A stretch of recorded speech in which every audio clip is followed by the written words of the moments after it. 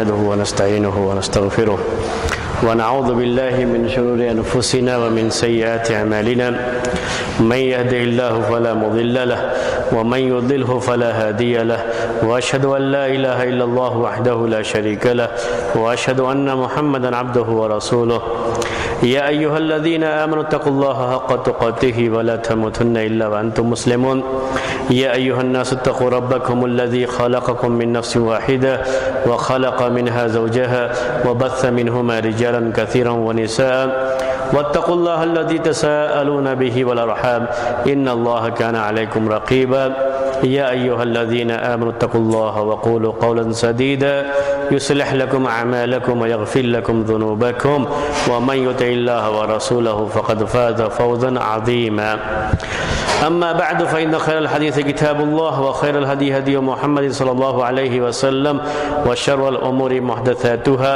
وكل محدثة بدعة وكل بدعة ضلالة وكل ضلالة في النار.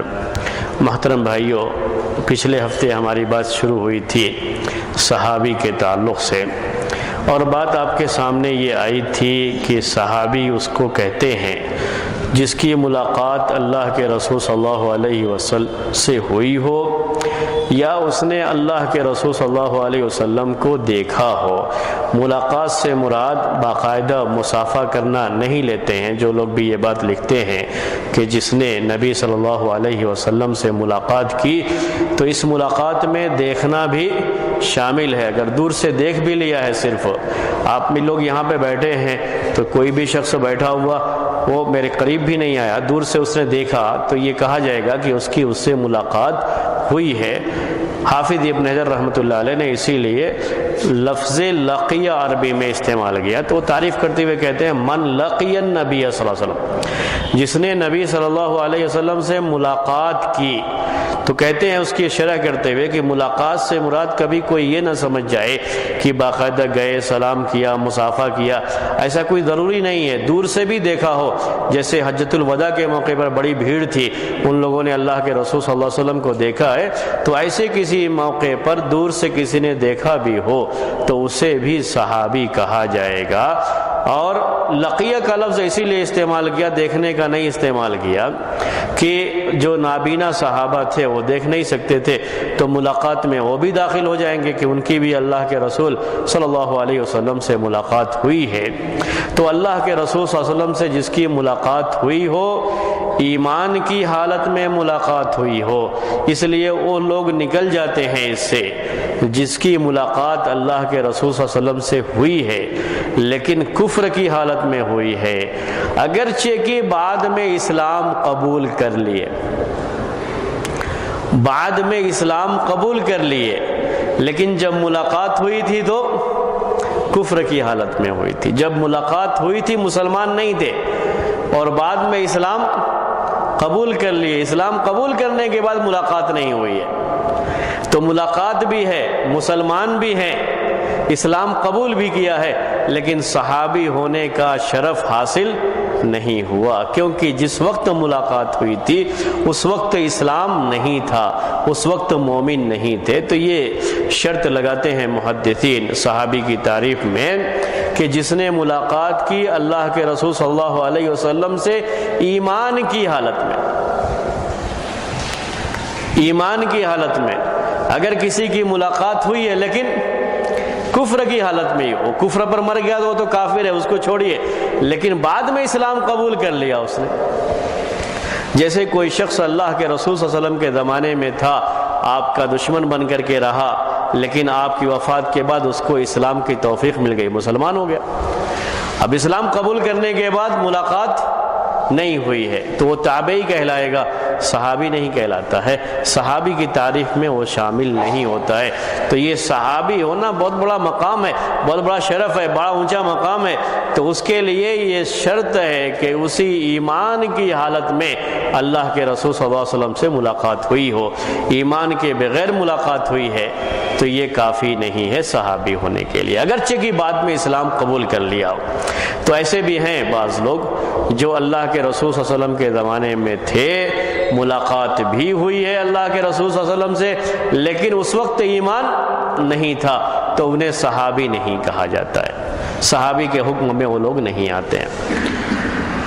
مؤمنم بہی، عربی میں لفظ استعمال کرتے ہیں مؤمنم بہی، اللہ کے رسول صلی اللہ علیہ وسلم پر ایمان لاتے ہوئے۔ جو نبی صلی اللہ علیہ وسلم سے ملاقات کرے، کس پر ایمان رکھتے ہوئے؟ نبی صلی اللہ علیہ وسلم پر ایمان۔ ایمان بھی کافی نہیں ہے، بلکہ ایمان کس کے اوپر ہونا ضروری ہے؟ نبی صلی اللہ علیہ وسلم پر ایمان ہونا ضروری ہے۔ اگر کسی شخص کی ملاقات ہوئی، اہل کتاب میں سے ہے، نصرانی ہے، اس کا ایمان ہے اللہ پر، اس کا ایمان ہے عیسیٰ علیہ السلام پر، عیسائی ہے، عیسیٰ علیہ السلام پر اس ٹائم پر ایمان بھی تھا اس کا، اور بالکل صحیح ایمان، مشرک بھی نہیں تھا، سب کچھ ہونے کے باوجود بھی وہ صحابی نہیں کہلائے گا، کیونکہ اللہ کے رسول صلی اللہ علیہ وسلم پر اس کو ایمان نہیں ہے۔ اللہ کے رسول صلی اللہ علیہ وسلم پر ایمان ہونا بھی ضروری ہے، اس کے بغیر وہ صحابی نہیں کہلائے گا۔ تو اہل کتاب میں سے بعض لوگ ایسے ہیں جن کی ملاقات اللہ کے رسول صلی اللہ علیہ وسلم سے ہوئی، لیکن چونکہ وہ ایمان نہیں رکھتے تھے، اہل کتاب میں سے تھے، اسی لیے ان کو صحابہ نہیں کہا جائے گا۔ تو صحابی ہونے کے لیے یہ قید۔ آخری بات یہ اس میں کہ ومات علی الاسلام، وفات بھی اسلام پر ہوئی ہو، یعنی ایسا کوئی شخص جس نے ملاقات کی ہے، ایمان بھی تھا، اللہ کے رسول صلی اللہ علیہ وسلم پر ایمان تھا جب ملاقات ہوئی، لیکن آپ کی وفات کے بعد وہ مرتد ہو گیا۔ تو بعض لوگ بعد میں، یعنی جب اللہ کے رسول صلی اللہ علیہ وسلم کی وفات ہو گئی تھی تو بعض لوگ مرتد ہو گئے تھے۔ اس کے بعد آپ جانتے ہیں کہ ابوبکر رضی اللہ تعالی عنہ جب خلیفہ بنائے گئے تو جو لوگ مرتد ہو گئے تھے، اسلام سے پھر گئے تھے، ان کے ساتھ جنگ ہوئی تھی۔ ابوبکر رضی اللہ تعالی عنہ نے باقاعدہ جنگ لڑی تھی ان کے ساتھ۔ تو مرتد ہونے کی بات ہے، اس میں سے بعض مرتد ہو گئے تھے۔ جو مرتد ہو گئے، دوبارہ اسلام میں نہیں آئے، وہ صحابی کے درجے سے نکل گئے، وہ بھی اب صحابی نہیں رہے۔ ایسے ہی اس سے وہ بھی نکلا، لیکن اس سے وہ نہیں نکلیں گے کہ اگر کوئی شخص اسلام قبول کیا، اسلام کی حالت میں اللہ کے رسول صلی اللہ علیہ وسلم پر ایمان رکھتے ہوئے ملاقات ہوئی اللہ کے رسول صلی اللہ علیہ وسلم سے، اس کے بعد ایمان کی حالت میں فرق آ گیا، آپ کی وفات کے بعد مرتد ہو گیا۔ ایک ہوا چلی تھی، مسیلمہ کذاب ایک شخص جس نے نبوت کا دعویٰ کیا، اسود عنسی، اس نے نبوت کا دعویٰ کیا، ایک خاتون تھی، وہ بھی جو ہے نبوت کے دعوے میں آ گئی۔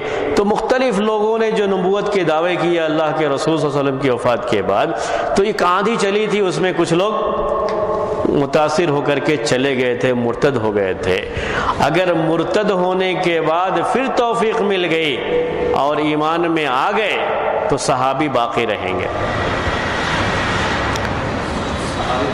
جی، صحابی باقی رہیں گے مرتد ہونے کے بعد، لیکن پھر توفیق مل گیا۔ آپ مرتد کے بارے میں جانتے ہیں کہ مرتد کو یہ موقع دیا جاتا ہے کہ دوبارہ اسلام میں آ جائے۔ اگر دوبارہ اسلام میں آ جاتا ہے تو اچھا ہے، نہیں آتا ہے تو پھر اس کی سزا قتل ہے، لیکن اس کو اسلام میں آنے کا ایک موقع دیا جاتا ہے۔ اسی لیے حافظ ابن حجر رحمۃ اللہ علیہ اس کی تعریف کرتے ہوئے یہ بات لکھتے ہیں۔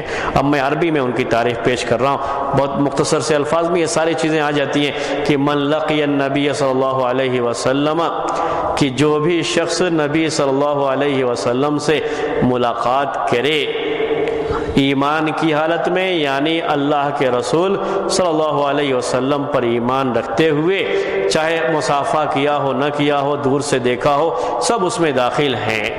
ومات علی الاسلام، اور اسلام پر ہی اس کی موت ہوئی ہو، ولو تخللت بردہ، اگرچہ کہ بیچ میں مرتد ہو گیا ہو، لیکن مرتد ہو کر کے دوبارہ اسلام میں آ گیا ہے تو وہ اس کا صحابی ہونا، صحابی کا یہ درجہ باقی رہے گا۔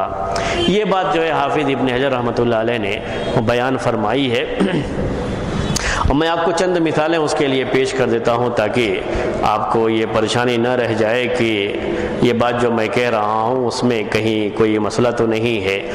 بعض لوگ جو اللہ کے رسول صلی اللہ علیہ وسلم پر ایمان لائے، سب کچھ ہوا، لیکن مرتد ہو گئے بعد میں، تو وہ لوگ اس میں داخل نہیں ہیں۔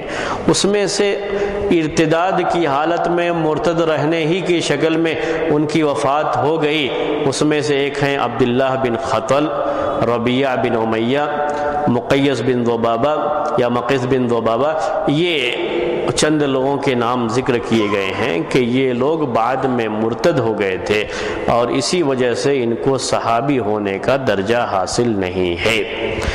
ایسے لوگ جو بعد میں مرتد ہوئے اور مرتد ہونے کے بعد پھر سے وہ واپس آ گئے، اللہ کے رسول صلی اللہ علیہ وسلم سے ملاقات تو نہیں، آپ کی وفات کے بعد ہی مرتد ہوئے تھے، پھر سے واپس آ گئے، لیکن جو پہلے کی ملاقات تھی اسی پر ان کو صحابی کا درجہ باقی رہا۔ اس کے بعد اس کے بارے میں چند جو ہے مثالیں باقاعدہ پیش کی جاتی ہیں، اور اسی لیے اس کو اس میں شامل کیا گیا ہے۔ اشعث بن قیس ایک صحابی ہیں، اشعث بن قیس۔ اشعث بن قیس کو صحابہ میں شمار کیا گیا ہے، حالانکہ یہ ابو بکر رضی اللہ تعالی عنہ کے دور میں مرتد ہوئے تھے، لیکن پھر دوبارہ اسلام میں آ گئے تھے۔ جب دوبارہ اسلام میں آئے ہیں تو اللہ کے رسول صلی اللہ علیہ وسلم زندہ نہیں تھے، اس لیے دوبارہ تو ملاقات نہیں ہوئی ہے۔ جو پہلے والی ملاقات تھی اسی کی وجہ سے ان کو صحابہ میں شمار کیا جاتا ہے۔ یہ باتیں حافظ ابن حجر رحمۃ اللہ علیہ نے اپنی کتاب میں درج کی ہیں، تو میں نے آپ کو وہی بہت مختصر سی تعریف ان کی ہے، لیکن بڑی اچھی بڑی جامع تعریف کہلاتی ہے یہ، وہ یہی کہ من لقی النبی صلی اللہ علیہ وسلم مؤمنا بہ ومات علی الاسلام ولو تخللت ردہ، کہ جس کی ملاقات ہوئی اللہ کے رسول صلی اللہ علیہ وسلم سے ایمان کی حالت میں اور اسلام پر ہی موت ہوئی ہے، اگرچہ کہ بیچ میں مرتد ہوا ہو لیکن پھر دوبارہ اسلام میں آ گیا ہو تو وہ صحابی باقی رہتا ہے۔ یہ باتیں پیش کی گئی صحابی کے تعلق سے۔ اس پچھلے ہفتے میں نے آپ کے سامنے یہ بھی پیش کیا تھا کہ صحابی ہونے میں یہ معاملہ صرف ہم انسانوں کے ساتھ ہی رکھتے ہیں۔ ہماری جو بھی بحثیں ہوتی ہیں وہ کس کے اوپر بحث ہوتی ہے؟ انسانوں پر بحث ہوتی ہے، اس لیے اس میں خامخواہ فرشتوں کو نہیں لایا جائے گا، خامخواہ میں جنوں کو نہیں لایا جائے گا، انبیاء کرام کو بھی نہیں لایا جائے گا۔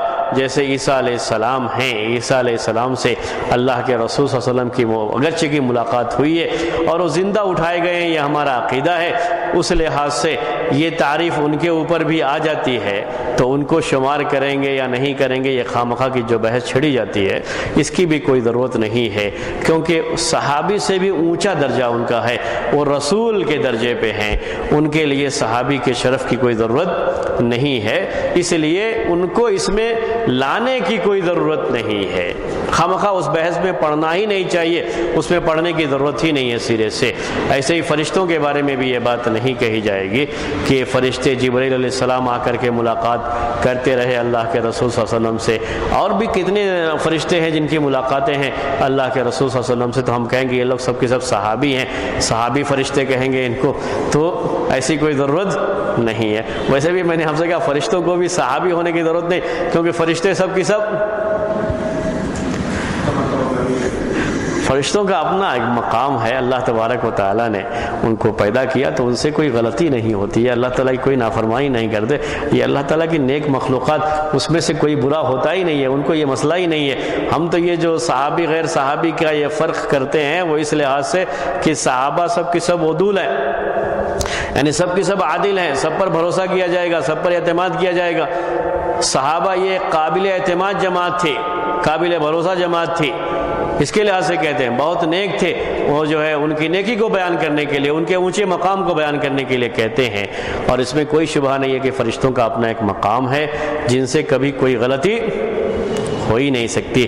اللہ تبارک و تعالیٰ نے ان کو ایسا بنایا کہ ان سے کوئی غلطی ہو ہی نہیں سکتی، اس لیے صحابی ہونے نہ ہونے کا جو پورا معاملہ ہے یہ ہم انسانوں کے تعلق سے ہے، ان کے تعلق سے نہیں ہے۔ یہی بات جنوں کے بارے میں بھی کہی جائے گی، اگرچہ کہ جن مکلف ہیں اور اللہ کے رسول صلی اللہ علیہ وسلم جنوں کی طرف بھی رسول بنا کر کے بھیجے گئے تھے، یہ بات اپنی جگہ پر ثابت ہے، اس کا انکار نہیں ہے، جنوں کی طرف بھی آپ کو رسول بنا کر کے بھیجا گیا تھا، جن بھی آپ سے آ کر کے علم حاصل کرتے تھے، لیکن جنوں میں سے جن کی ملاقات ہوئی اللہ کے رسول صلی اللہ علیہ وسلم سے، ہم یہی کہیں گے کہ وہ جنوں میں سے ان کا وہی مقام ہے جو انسانوں میں صحابہ کا ہے، لیکن ہم اس بحث میں نہیں پڑھیں گے کیونکہ ہمارا تعلق جنوں سے نہیں ہے۔ جنوں کے بارے میں جو کتابیں جنوں کے یہاں لکھی گئی ہوں گی اس میں ان کے نام درج ہوں گے، وہ لوگ جانتے ہوں گے، ہمیں اس سے کوئی تعلق نہیں ہے۔ ہم انسانوں کی بحث میں جنوں کو بھی لے کر کے آنا نہیں چاہتے، ورنہ اس کی وجہ سے اتنے خرافات پیدا ہوتے ہیں، اتنے مسائل پیدا ہوتے ہیں کہ آپ ان فتنوں کے دروازے بند نہیں کر سکتے۔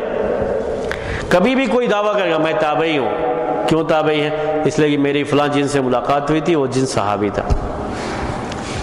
ایسے کتنے دعوے ہیں آپ پڑھیں گے کتابوں میں۔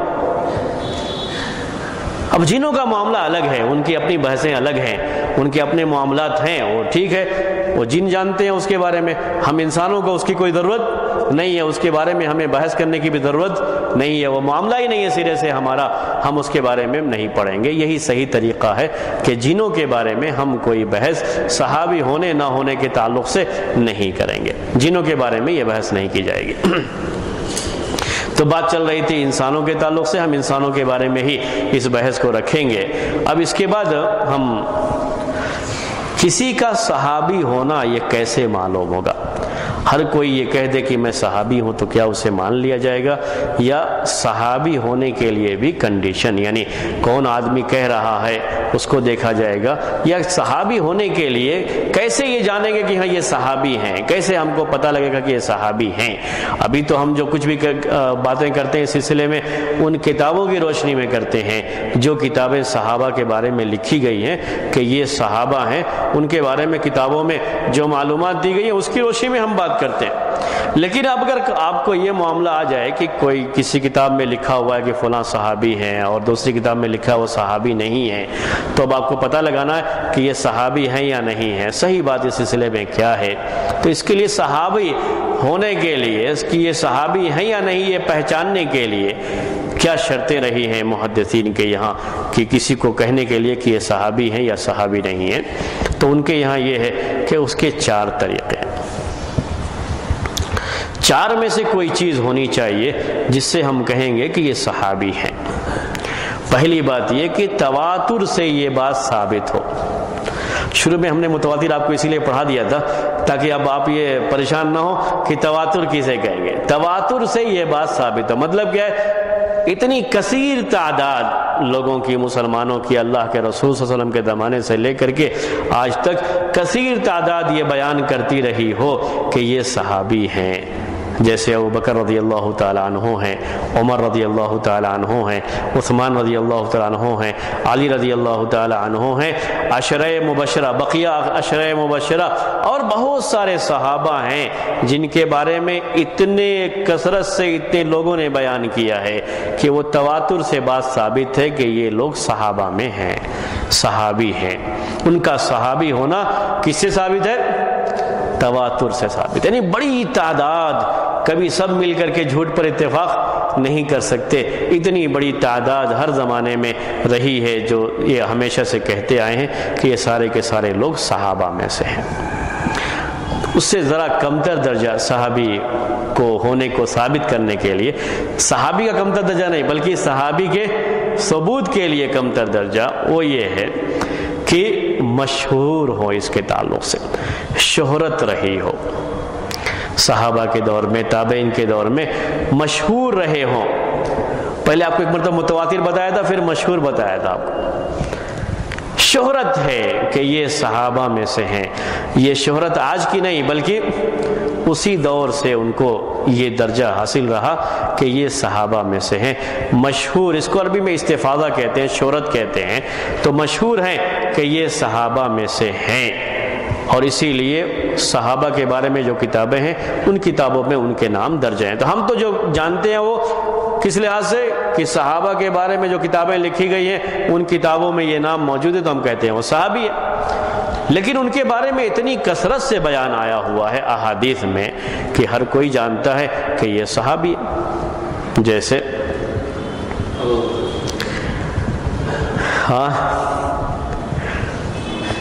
ایک صحابی آ کر کے اللہ کے رسول صلی اللہ علیہ وسلم سے سوال کرتے ہیں، ضمام بن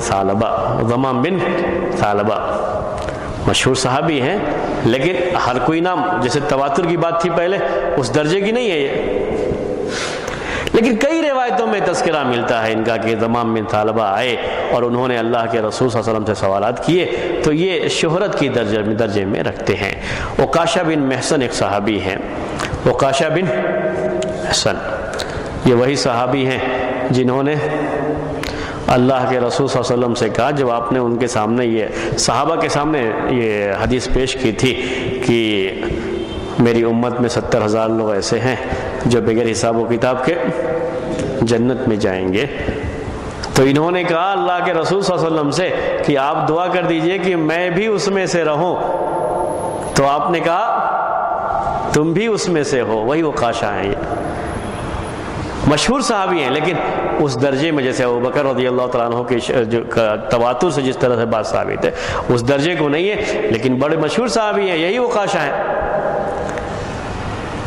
اس کے بعد پھر ان کو دیکھ کر کے دوسرے لوگوں نے بھی کہنا شروع کر دیا کہ میرے بارے میں بھی دعا کر دیجئے، تو آپ نے کہا سبقک بہا عکاشہ، عکاشہ سبقت کر گئے، میں نے ان سے کہہ دیا، اور دوسروں کو آپ نے وہ جواب نہیں دیا، جس پہ ایک بڑی حکمت تھی اس زمانے کے لحاظ سے۔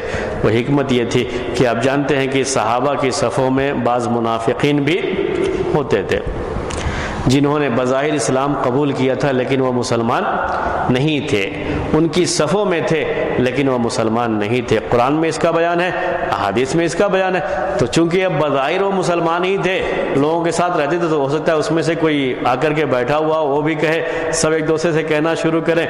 اب اگر اس کے بارے میں کہ نہیں میں آپ کے بارے میں نہیں کہہ سکتا، تو کہے گا کیوں نہیں تم منافق ہو، جبکہ یہ چیز لوگوں کو بتائی نہیں گئی تھی۔ اللہ کے رسول صلی اللہ علیہ وسلم کو معلوم ہے، اللہ کے رسول صلی اللہ علیہ وسلم کو معلوم تھا، آپ کو بتا دیا گیا تھا کہ منافق کون کون ہے، لیکن سارے صحابہ کو یہ چیز نہیں معلوم تھی کہ کون کون اس میں سے منافق ہیں اور کون جو ہے صحیح ایمان والے ہیں، کیونکہ یہ معاملہ دل کا ہے۔ اللہ تبارک و تعالیٰ نے اپنے رسول کو وحی کے ذریعے سے اس بات کو بتا دیا تھا، دوسرے لوگوں کو یہ چیز نہیں معلوم تھی۔ تو میں کہہ رہا تھا آپ سے یہ کہ عکاشہ ہے، ایسے اور بھی بعض صحابہ ہیں جو مشہور ہیں اور وہ صحابی ہیں، ان کے صحابی ہونے میں بھی کوئی شبہ نہیں۔ تیسرے درجے کے مرتبے کے لحاظ سے نہیں بلکہ ثبوت کے لحاظ سے، کہ کوئی بھی صحابی کہے، ایک صحابی جن کے صحابی ہونے کے بارے میں یقین ہے کہ یہ صحابی ہیں، تواتر سے ثابت ہے یا مشہور صحابی ہیں، ان کے بارے میں کوئی صحابی کہے، ان میں سے کوئی صحابی کہے کہ یہ بھی صحابہ میں ہے، یہ بھی صحابی تھے، کوئی ایک صحابی بھی اگر کہہ دیتا ہے کسی شخص کے بارے میں کہ یہ صحابی ہیں، تو ہم اس کو صحابی مانیں گے، کیونکہ صحابہ جھوٹ نہیں بولتے۔ ابوبکر رضی اللہ تعالیٰ عنہ کا صحابی ہونا بالکل معروف، وہ تواتر سے ثابت ہے، عمر رضی اللہ عنہ کا صحابی ہونا تواتر سے ثابت ہے۔ اب اگر ابوبکر رضی اللہ تعالیٰ عنہ کسی کے بارے میں کہتے ہیں یہ بھی صحابی ہیں، تو وہ صحابی ہیں، ان کو صحابی مانا جائے گا۔ عمر رضی اللہ تعالیٰ عنہ کہتے ہیں کسی کے بارے میں یہ صحابی ہیں، ان کو صحابی مانا جائے گا، صحابی ہونا اس سے ثابت ہو جاتا ہے۔ 3 ہو گئے۔ چوتھا یہ ہے کہ کوئی بھی نیک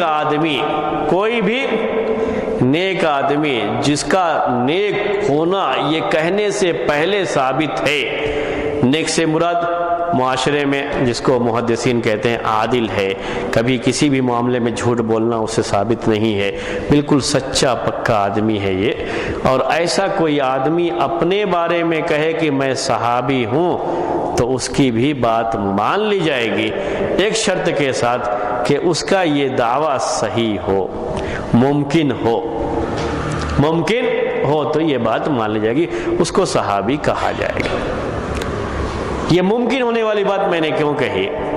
اللہ کے رسول صلی اللہ علیہ وسلم نے یہ بات کہی ہے، اور کئی احادیث میں یہ بات آئی ہے کہ آپ نے اپنی زندگی کے آخری دنوں میں یہ صحابہ سے کہا کہ جو لوگ اس وقت زندہ ہیں وہ 100 سال کے بعد زندہ نہیں رہیں گے، تو لازمی طور پر اس کا دعویٰ کہ میں صحابی ہوں اس کے درمیان ہی ہونا چاہیے، یعنی اللہ کے رسول صلی اللہ علیہ وسلم کی وفات کے 100 سال کے اندر ہی اس کی وفات ہونا ضروری ہے۔ اگر یہ چیز نہیں ہوتی ہے تو سمجھ لیجئے کہ پھر وہ دعویٰ کر رہا ہے لیکن اس کا دعویٰ صحیح نہیں ہے۔ دعویٰ اس کا صحیح ہو، جو کہہ رہا ہے وہ صحیح ہو، اس کے بارے میں ہم تحقیق کریں تو ہم کو معلوم ہو جائے کہ ہاں واقعی معنی میں یہ صحابی ہے، ہم کہیں گے۔ تو اسی مدت میں اگر کوئی شخص کہتا ہے کہ میں صحابی ہوں، جو اللہ کے رسول صلی اللہ علیہ وسلم نے متعین کر رکھی ہے کہ جو لوگ اس وقت زندہ تھے 100 سال کے بعد زندہ نہیں رہیں گے، اور یہ حقیقت بھی ہے، جو آخری صحابی ہیں، بالکل آخری صحابی جن کی وفات ہوئی ہے، وہ 110 ہجری میں ان کی وفات ہوئی ہے۔ یعنی بالکل جو آپ نے کہا تھا کہ 100 سال کے بعد کوئی زندہ نہیں بچے گا اس میں سے، وہ 100 سال کے اندر سارے صحابہ کی وفات ہو گئی تھی۔ 4 باتیں میں نے آپ کو پیش کی۔ ایک، تواتر سے ثابت ہو۔ دوسرے کیا ہے؟ شہرت کا درجہ حاصل ہو۔ تیسرے، کوئی ایک صحابی بھی اگر کہتا ہے کہ یہ بھی صحابی ہیں، دوسرے کے بارے میں کہ یہ بھی صحابی ہیں، تو وہ صحابی مانے جائیں گے۔ اور چوتھا یہ کہ خود آدمی اپنے بارے میں کہتا ہے کہ میں صحابی ہوں، لیکن یہ بات کب مانی جائے گی؟ جب وہ آدمی بالکل سچا پکا ہے، پہلے سے لوگوں کو معلوم ہے کہ زندگی میں کبھی جھوٹ نہیں بولا ہے، جھوٹ نہیں بولتا ہے یہ آدمی، اور ایسا بول رہا ہے اور اس کا یہ دعویٰ ممکن بھی ہو۔ ممکن والی پہ ایک بات آپ کے سامنے پیش کر دوں، ہمیں یاد آئی، ہندوستان کو یہ مقام حاصل ہے، ہندوستان کو، ہمارے ملک کو یہ مقام حاصل ہے کہ دنیا کی ساری عجیب و غریب چیزیں یہیں پر ہوتی ہیں، عجیب و غریب چیزیں یہاں پر ہوتی رہتی ہیں۔ بہت بعد میں ایک صاحب نے ہندوستان میں دعویٰ کر دیا کہ میں صحابی ہوں، بہت بعد میں، یعنی 700-800 سال کے بعد کی بات یہ کہ ہندوستان میں دعویٰ کر دیا کہ میں صحابی۔ کتابوں میں، عربی کتابوں میں باقاعدہ وہ لکھا ہوا آتا ہے، اس کا نام جو ہے رتن ہندی لکھا ہوا آتا ہے، رتن ہندی، رتن ہندی، ہندی کا مطلب وہی انڈین، رتن لفظ آتا ہے۔ میں ایسے ہی استاد ہمارے پڑھا رہے تھے، اور تو میں اس کے بارے میں سوچا کہ یہ جو بات کہی جاتی ہے رتن ہندی کے تعلق سے، اگر ہم یہ کہیں کہ یہ رتن اس کا نام نہیں ہے، رتن نام نہیں ہے، اس کا نام نہیں ہے، بلکہ یہ رتن ہندی میں صاحب کو کہتے ہیں۔ تو صحابی کا جو معنی ہے عربی میں، وہی معنی ہندی میں کس کا ہے؟ رتن کا ہے۔ آپ نے سنا ہوگا اکبر کے بارے میں، اکبر بادشاہ جو ہندوستان میں گزرا ہے، اکبر کے 9 رتن تھے، درباری اس کے ساتھ رہنے والے، وہی رتن اسی کو کہا جاتا ہے ہندی میں۔ تو اکبر کے 9 رتن تھے، بربل وغیرہ جو مشہور ہیں یہ اکبر کے تعلق سے، وہ وہی ہے رتن، ان کو رتن کہا جاتا ہے۔ لیکن عربی کی کتابوں میں ایسے ہی لکھا ہوا رہتا ہے۔ حافظ ابن حجر رحمۃ اللہ علیہ کی مشہور کتاب الاصابہ، جو صحابہ کے بارے میں لکھی گئی ہے، صحابہ کون کون ہیں ان کی پوری تفصیلات اس کے اندر رہتی ہیں، تو اور ان کے جو بھی زندگی کے بارے میں معلومات ہیں وہ معلومات اس میں لکھی جاتی ہیں۔ تو اس میں انہوں نے یہ لکھا ہے رتن ہندی کے بارے میں۔ تو لفظ کیا آتا ہے؟ رتن الہندی، یہی لفظ عربی میں لکھا ہوا رہتا ہے۔ تو میں سمجھتا ہوں کہ اس نے جو دعویٰ کیا، تو بیچارے نے دعویٰ بھی ہندی میں کیا ہوگا، صحابی ہونے کا دعویٰ بھی کس میں ہوا ہے؟ ہندی میں ہوا ہے۔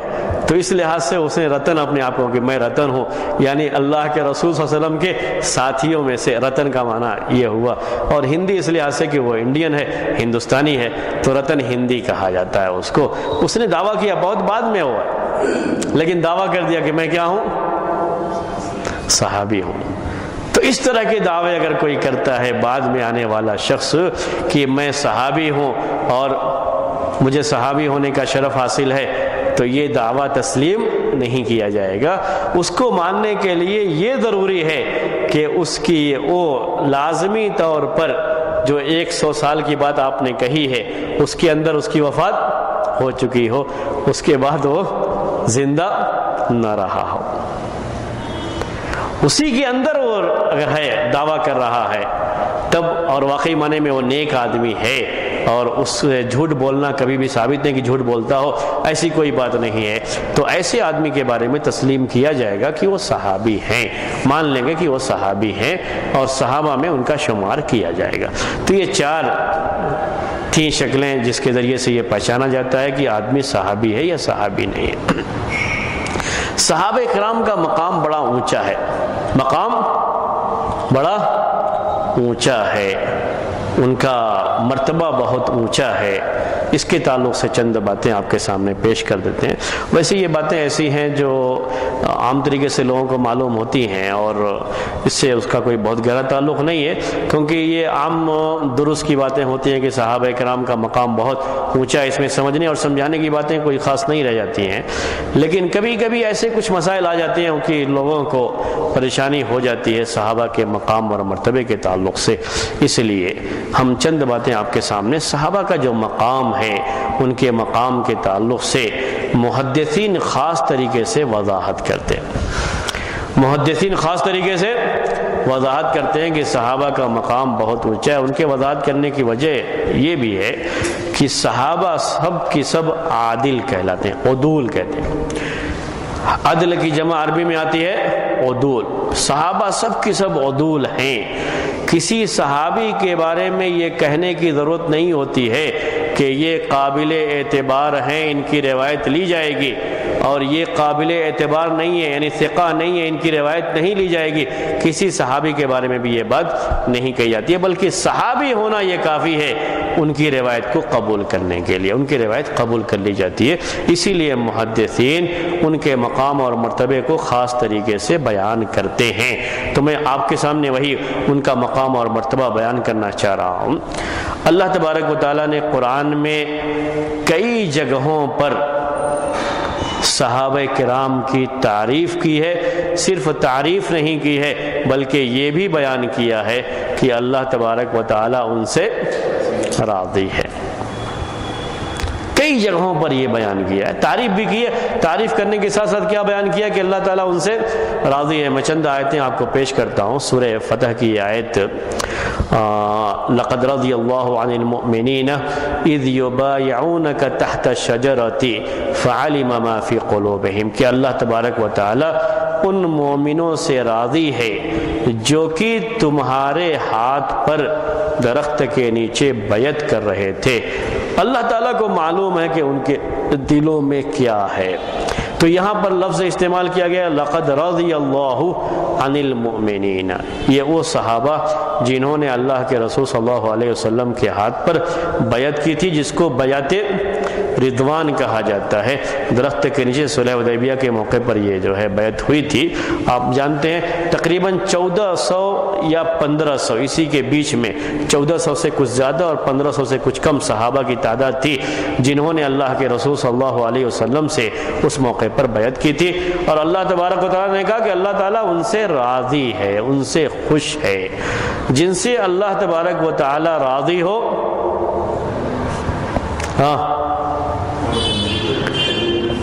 وہ جی ان کا بیڑا پار ہے، ان کے لیے کوئی پریشانی۔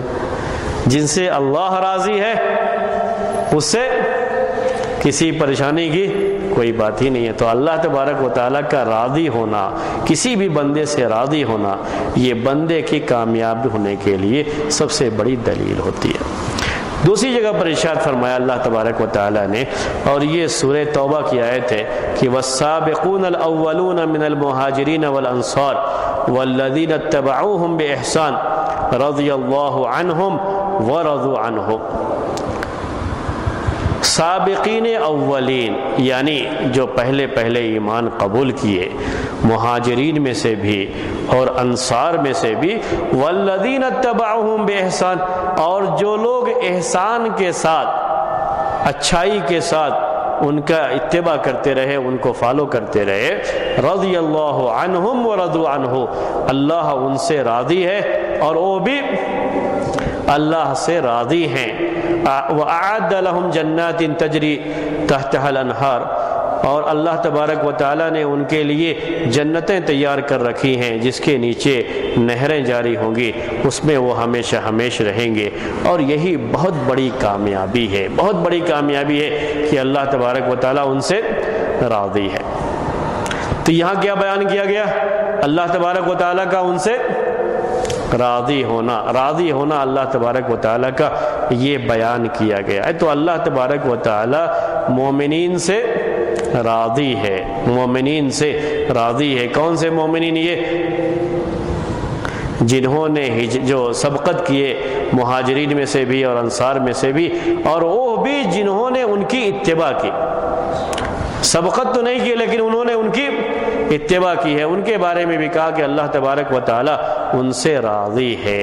ایک تیسری جگہ پر اللہ تبارک و تعالیٰ کا ارشاد ہے، اور یہ سورہ انفال کی آیت ہے، یا ایھا النبی حسبک اللہ ومن اتبعک من المؤمنین، کہ اے نبی اللہ تمہارے لیے کافی ہے اور ان کے لیے بھی جنہوں نے آپ کو فالو کیا ہے مومنین میں سے۔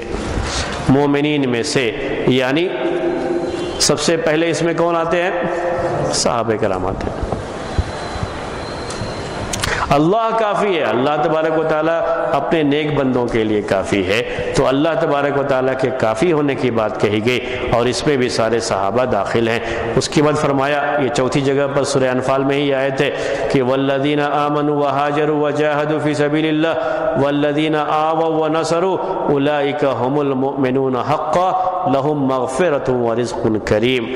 وہ لوگ جو ایمان لائے اور ہجرت کیا اور جہاد کیا اللہ کے راستے میں، اور وہ لوگ جنہوں نے پناہ دیا اور مدد کی، تو ایک طرف مہاجرین اور دوسری طرف انصار، ایمان لانے والوں میں سے پھر دو قسمیں ہو گئی، ایک ان لوگوں کی جنہوں نے ہجرت کیا وہ مہاجرین ہو گئے، اور دوسرے کیا؟ والذین آووا، جنہوں نے پناہ دیا اور مدد کی، یہ کون ہے؟ انصار ہیں۔ تو انصار اور مہاجرین دونوں کے بارے میں کہا گیا اولئک هم المؤمنون حقا، وہی لوگ حقیقت میں مومن ہیں، لہم مغفرۃ، ان کے لیے مغفرت ہے، ورزق کریم، اور رزق کریم ہے۔ یہ مغفرت اور رزق کریم کی بات کہی گئی، یہ جنت کی بشارت کے تعلق سے۔ اللہ تبارک و تعالیٰ کا بیان یہ کس کے بارے میں ہے؟ انہی مہاجرین اور انصار، انصار کی صحابہ کی دو جماعت، یا تو مہاجرین میں سے یا کس میں سے؟ انصار میں سے ہیں، اور ان کے بارے میں یہ کہا گیا کہ وہی حقیقت میں مومن ہیں۔ اولئک هم المؤمنون حقا، بالکل واضح لفظوں میں ان کے مومن ہونے کی شہادت کس نے دیا ہے؟ اللہ تبارک و تعالیٰ نے دیا، اور یہ کہ جنت کی بشارت دی کہ لہم مغفرۃ ورزق کریم۔ آگے فرمایا پھر، یہ سورہ حدید کی آیت ہے، لا يستوی منکم من انفق من قبل الفتح وقاتل اولئک اعظم درجة من الذین انفقوا من بعد وقاتلوا وکلا وعد اللہ الحسنى واللہ بما تعملون خبیر۔ اس آیت کی تھوڑی سی میں آپ کو وضاحت کرتا ہوں کہ تم میں سے جن لوگوں نے فتح مکہ سے پہلے خرچ کیا ہے، یعنی وہ صحابہ جنہوں نے ایمان فتح مکہ سے پہلے قبول کر لیا ہے۔ فتح مکہ یہ 8 ہجری میں ہے، یعنی اللہ کے رسول صلی اللہ علیہ وسلم کی وفات کے آپ کی ہجرت کے 8ویں سال میں، اور آپ کی وفات سے 2 سال پہلے کی بات ہے یہ۔ جو لوگ اس وقت تک مومن ہو چکے تھے اور انہوں نے اللہ کے رسول صلی اللہ علیہ وسلم کا ساتھ دیا، آپ کے ساتھ دشمنوں سے مقابلہ کیا، اولئک اعظم درجۃ، ان کا درجہ بڑا ہوا ہے، اونچا ہے، من الذین انفقوا من بعد، ان کے مقابلے میں جنہوں نے مکہ فتح ہونے کے بعد خرچ کیا ہے۔ تو وہ صحابہ جو مکہ فتح ہونے سے پہلے ایمان قبول کیے، اور وہ صحابہ جو مکہ فتح ہونے کے بعد ایمان قبول کیے ہیں، دونوں کے بارے میں اللہ تعالیٰ نے پھر کہا کہ وَكُلًّا وَعَدَ اللَّهُ الْحُسْنَى، ہر ایک کے لیے اللہ تعالیٰ نے حسنہ کا وعدہ کیا ہے۔ حسنہ یہ جنت کے ناموں میں سے ایک نام۔ ان صحابہ کے بارے میں بھی جو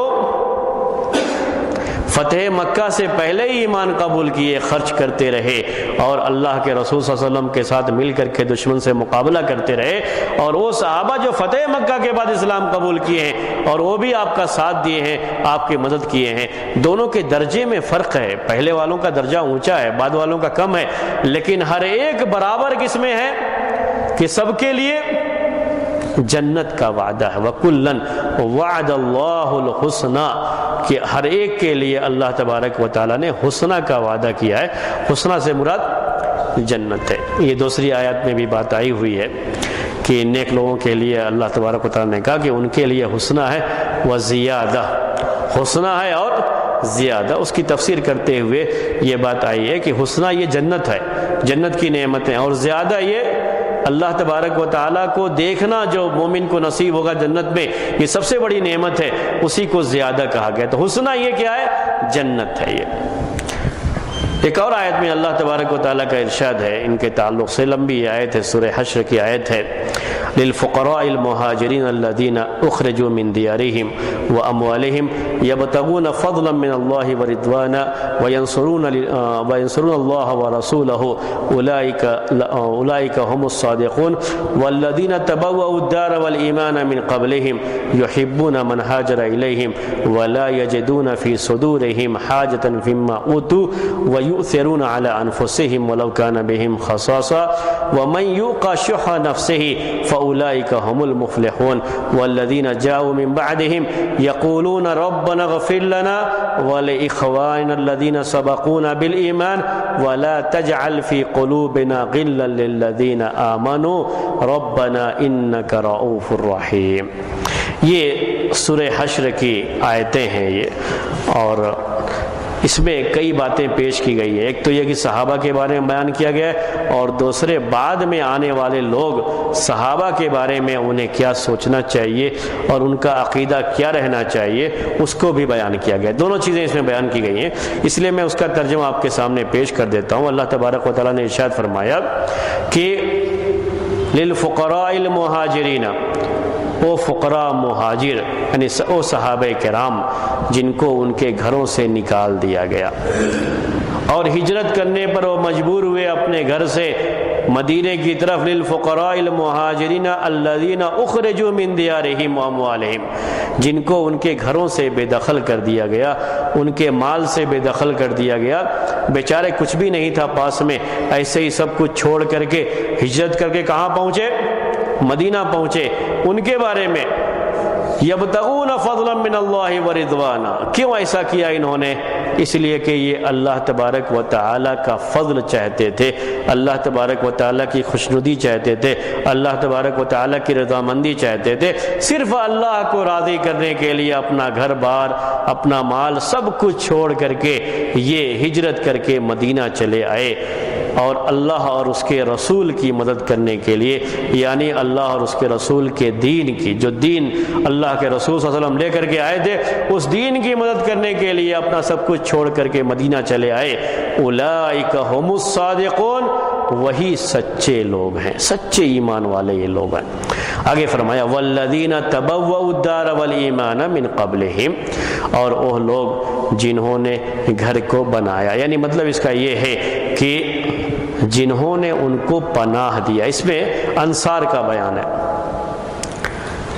جو لوگ ان کو پناہ دیے ہیں، باہر سے آنے والوں کو پناہ دیے ہیں اپنے پاس، ان کو اپنے پاس جگہ دی، اور کیا کہا ان کے بارے میں؟ یحبون من ہاجر الیہم، اور جو ہجرت کر کے آنے والوں سے محبت کرتے تھے، ان کو پسند کرتے تھے. ورنہ دنیا میں آپ دیکھیں گے کہ بعد کے دور میں مسلمانوں میں بھی یہ چیز نہیں رہی ہے. یہ وہی دور تھا صحابہ کرام کا جس دور میں ہجرت کر کے آنے والے صحابہ کو بڑی اچھی نگاہ سے دیکھا گیا اور ان کی ہر طرح سے مدد کی گئی، ان کا اونچا مقام انہیں دیا گیا. ورنہ بعد میں آنے والے لوگ جو بھی بعد میں ہجرت بھی کرتے ہیں، کسی علاقے میں چلے گئے ہجرت کر کے، لیکن کبھی بھی ان کو اس علاقے میں وہ مقام حاصل نہیں ہو پاتا ہے جو ہونا چاہیے. اگرچہ کہ ان کے بھائی مسلمان ہی ہوتے ہیں، لیکن پھر بھی ان کو وہ مقام نہیں دے پاتے ہیں. آپ خود ہی اس بات کو جانتے ہیں، اس کی زیادہ وضاحت کی ضرورت نہیں ہے. تو کہا اللہ تبارک و تعالیٰ نے ان کی تعریف کرتے ہوئے کہ یحبون من ہاجر الیہم، یہ مہاجرین سے محبت کرتے تھے، ان کو پسند کرتے تھے. جو بہت بڑی بات ہے کہ کوئی آدمی باہر سے آیا ہوا ہو اور وہاں کا رہنے والا آدمی اس کی ہر لحاظ سے مدد کرے، صرف اس وجہ سے کہ یہ اس کا دینی بھائی ہے. وَلَا يَجِدُونَ فِي صُدُورِهِمْ حَاجَةً مِّمَّا أُوتُوا، اور اپنے دل میں وہ کسی طرح کی تنگی محسوس نہیں کرتے تھے. کبھی یہ خیال نہیں آیا کہ ہم لوگ تو اچھے تھے، خامخواہ یہ لوگ باہر سے آ گئے جس کی وجہ سے ہم کو اتنی پریشانی ہو گئی۔ آج دنیا میں جو لاجئین عربی میں کہا جاتا ہے، ریفیوجی جو ہوتے ہیں لوگ، دنیا میں ہر جگہ مسئلہ بنا ہوا رہتا ہے ان کا کہ ان کا انتظام کون کرے، ان کی دیکھ بھال کون کرے، مسائل لوگ کھڑے کیے رہتے ہیں اس کے بارے میں، حتیٰ کہ اپنے مسلمان بھائی ہوں تو وہ بھی مسائل کھڑے کیے رہتے ہیں۔ لیکن ان کا معاملہ ایسا ہوا کہ اتنی کثیر تعداد میں لوگ ہجرت کر کے آئے تھے، لیکن پھر بھی انہوں نے دل میں کوئی تنگی محسوس نہیں کی اور ہر ایک کی مدد بھی کیا، ان کے لیے ان کی ضروریات کے سامان فراہم کیے، بلکہ اپنے زمین جائیداد میں ان کو حصہ بھی بانٹ کر کے دیا کہ جو آدھا میرا ہے اور آدھا تمہارا۔ یہ سب چیزیں آپ جانتے ہیں۔ تو انصار کی جو قربانیاں ہیں اس کو بیان کیا اللہ تبارک و تعالیٰ۔ اس کے بعد کہا وَيُؤْثِرُونَ عَلَىٰ أَنفُسِهِمْ وَلَوْ كَانَ بِهِمْ خَصَاصَةٌ، اور یہ لوگ اپنے آپ پر ترجیح دیتے تھے دوسروں کو، تم آگے آؤ، تم لے لو یہ چیز، اگرچہ کہ انہیں گھاٹا نقصان ہو جائے کوئی پرواہ نہیں اس کی، لیکن ہمارے بھائی ہیں، مسلمان بھائی ہیں، ان کے لیے مدد کے لیے جو ہجرت کر کے آتے تھے اتنے آگے بڑھے کہ ان کا ہر طرح سے انہوں نے ساتھ دیا۔ آگے فرمایا وَمَنْ يُوقَ شُحَّ نَفْسِهِ، جس کو اپنے نفس کے حرص سے بچا لیا گیا، نفس کے بخل سے، یعنی آدمی کے دل میں کبھی مال نہ خرچ کرنے کے تعلق سے جو برائی پیدا ہو جاتی ہے، جس کو بخیل کہا جاتا ہے آدمی کو، اور اس صفت کو بخل کہتے ہیں، یہ چیز ان سے نکال دی گئی تھی۔ انہوں نے اپنا سب کچھ خرچ کر کے اپنے بھائیوں کی مدد کی تھی۔ فَأُولَئِكَ هُمُ الْمُفْلِحُونَ، اور وہی لوگ ہیں جو کامیاب ہونے والے ہیں۔ قرآن میں جب کبھی بھی آپ یہ لفظ پائیں اولئک هم المفلحون، یہ فلاح کے معنی کامیابی کے ہوتے ہیں، سکسیسفل، تو سمجھ جائیے کہ کس کے بارے میں کہا جا رہا ہے؟ جنت کے بارے میں کہا جا رہا ہے۔ تو ان کے لیے اللہ تبارک و تعالیٰ نے کہا یہی جنتی لوگ ہیں۔ والذین، یہاں تک تو صحابہ کرام کی بات تھی، مہاجرین کی اور انصار کی۔ آگے فرمایا بعد کے آنے والے لوگوں کو کیسے رہنا چاہیے اس کے بارے میں کہا والذین جاؤوا من بعدہم یقولون ربنا اغفر لنا ولاخواننا الذین سبقونا بالایمان، اور جو لوگ ان کے بعد آئے وہ کہتے ہیں کہ اے ہمارے رب ہمیں معاف فرما دے اور ہمارے ان بھائیوں کو بھی جو ہم سے پہلے ایمان لے آئے۔ ہر بعد میں آنے والا مومن پہلے جو مومن تھے ان کے بارے میں کیا کرتا ہے؟ دعا کرتا ہے۔ یہ سکھایا گیا کہ ان کے بارے میں دعا کرتے رہیں، جو پہلے مومنین ہیں ان کے بارے میں دعا کرتے رہیں۔ مفسرین لکھتے ہیں کہ اس میں سب سے پہلے کون داخل ہوتے ہیں؟ صحابہ کرام۔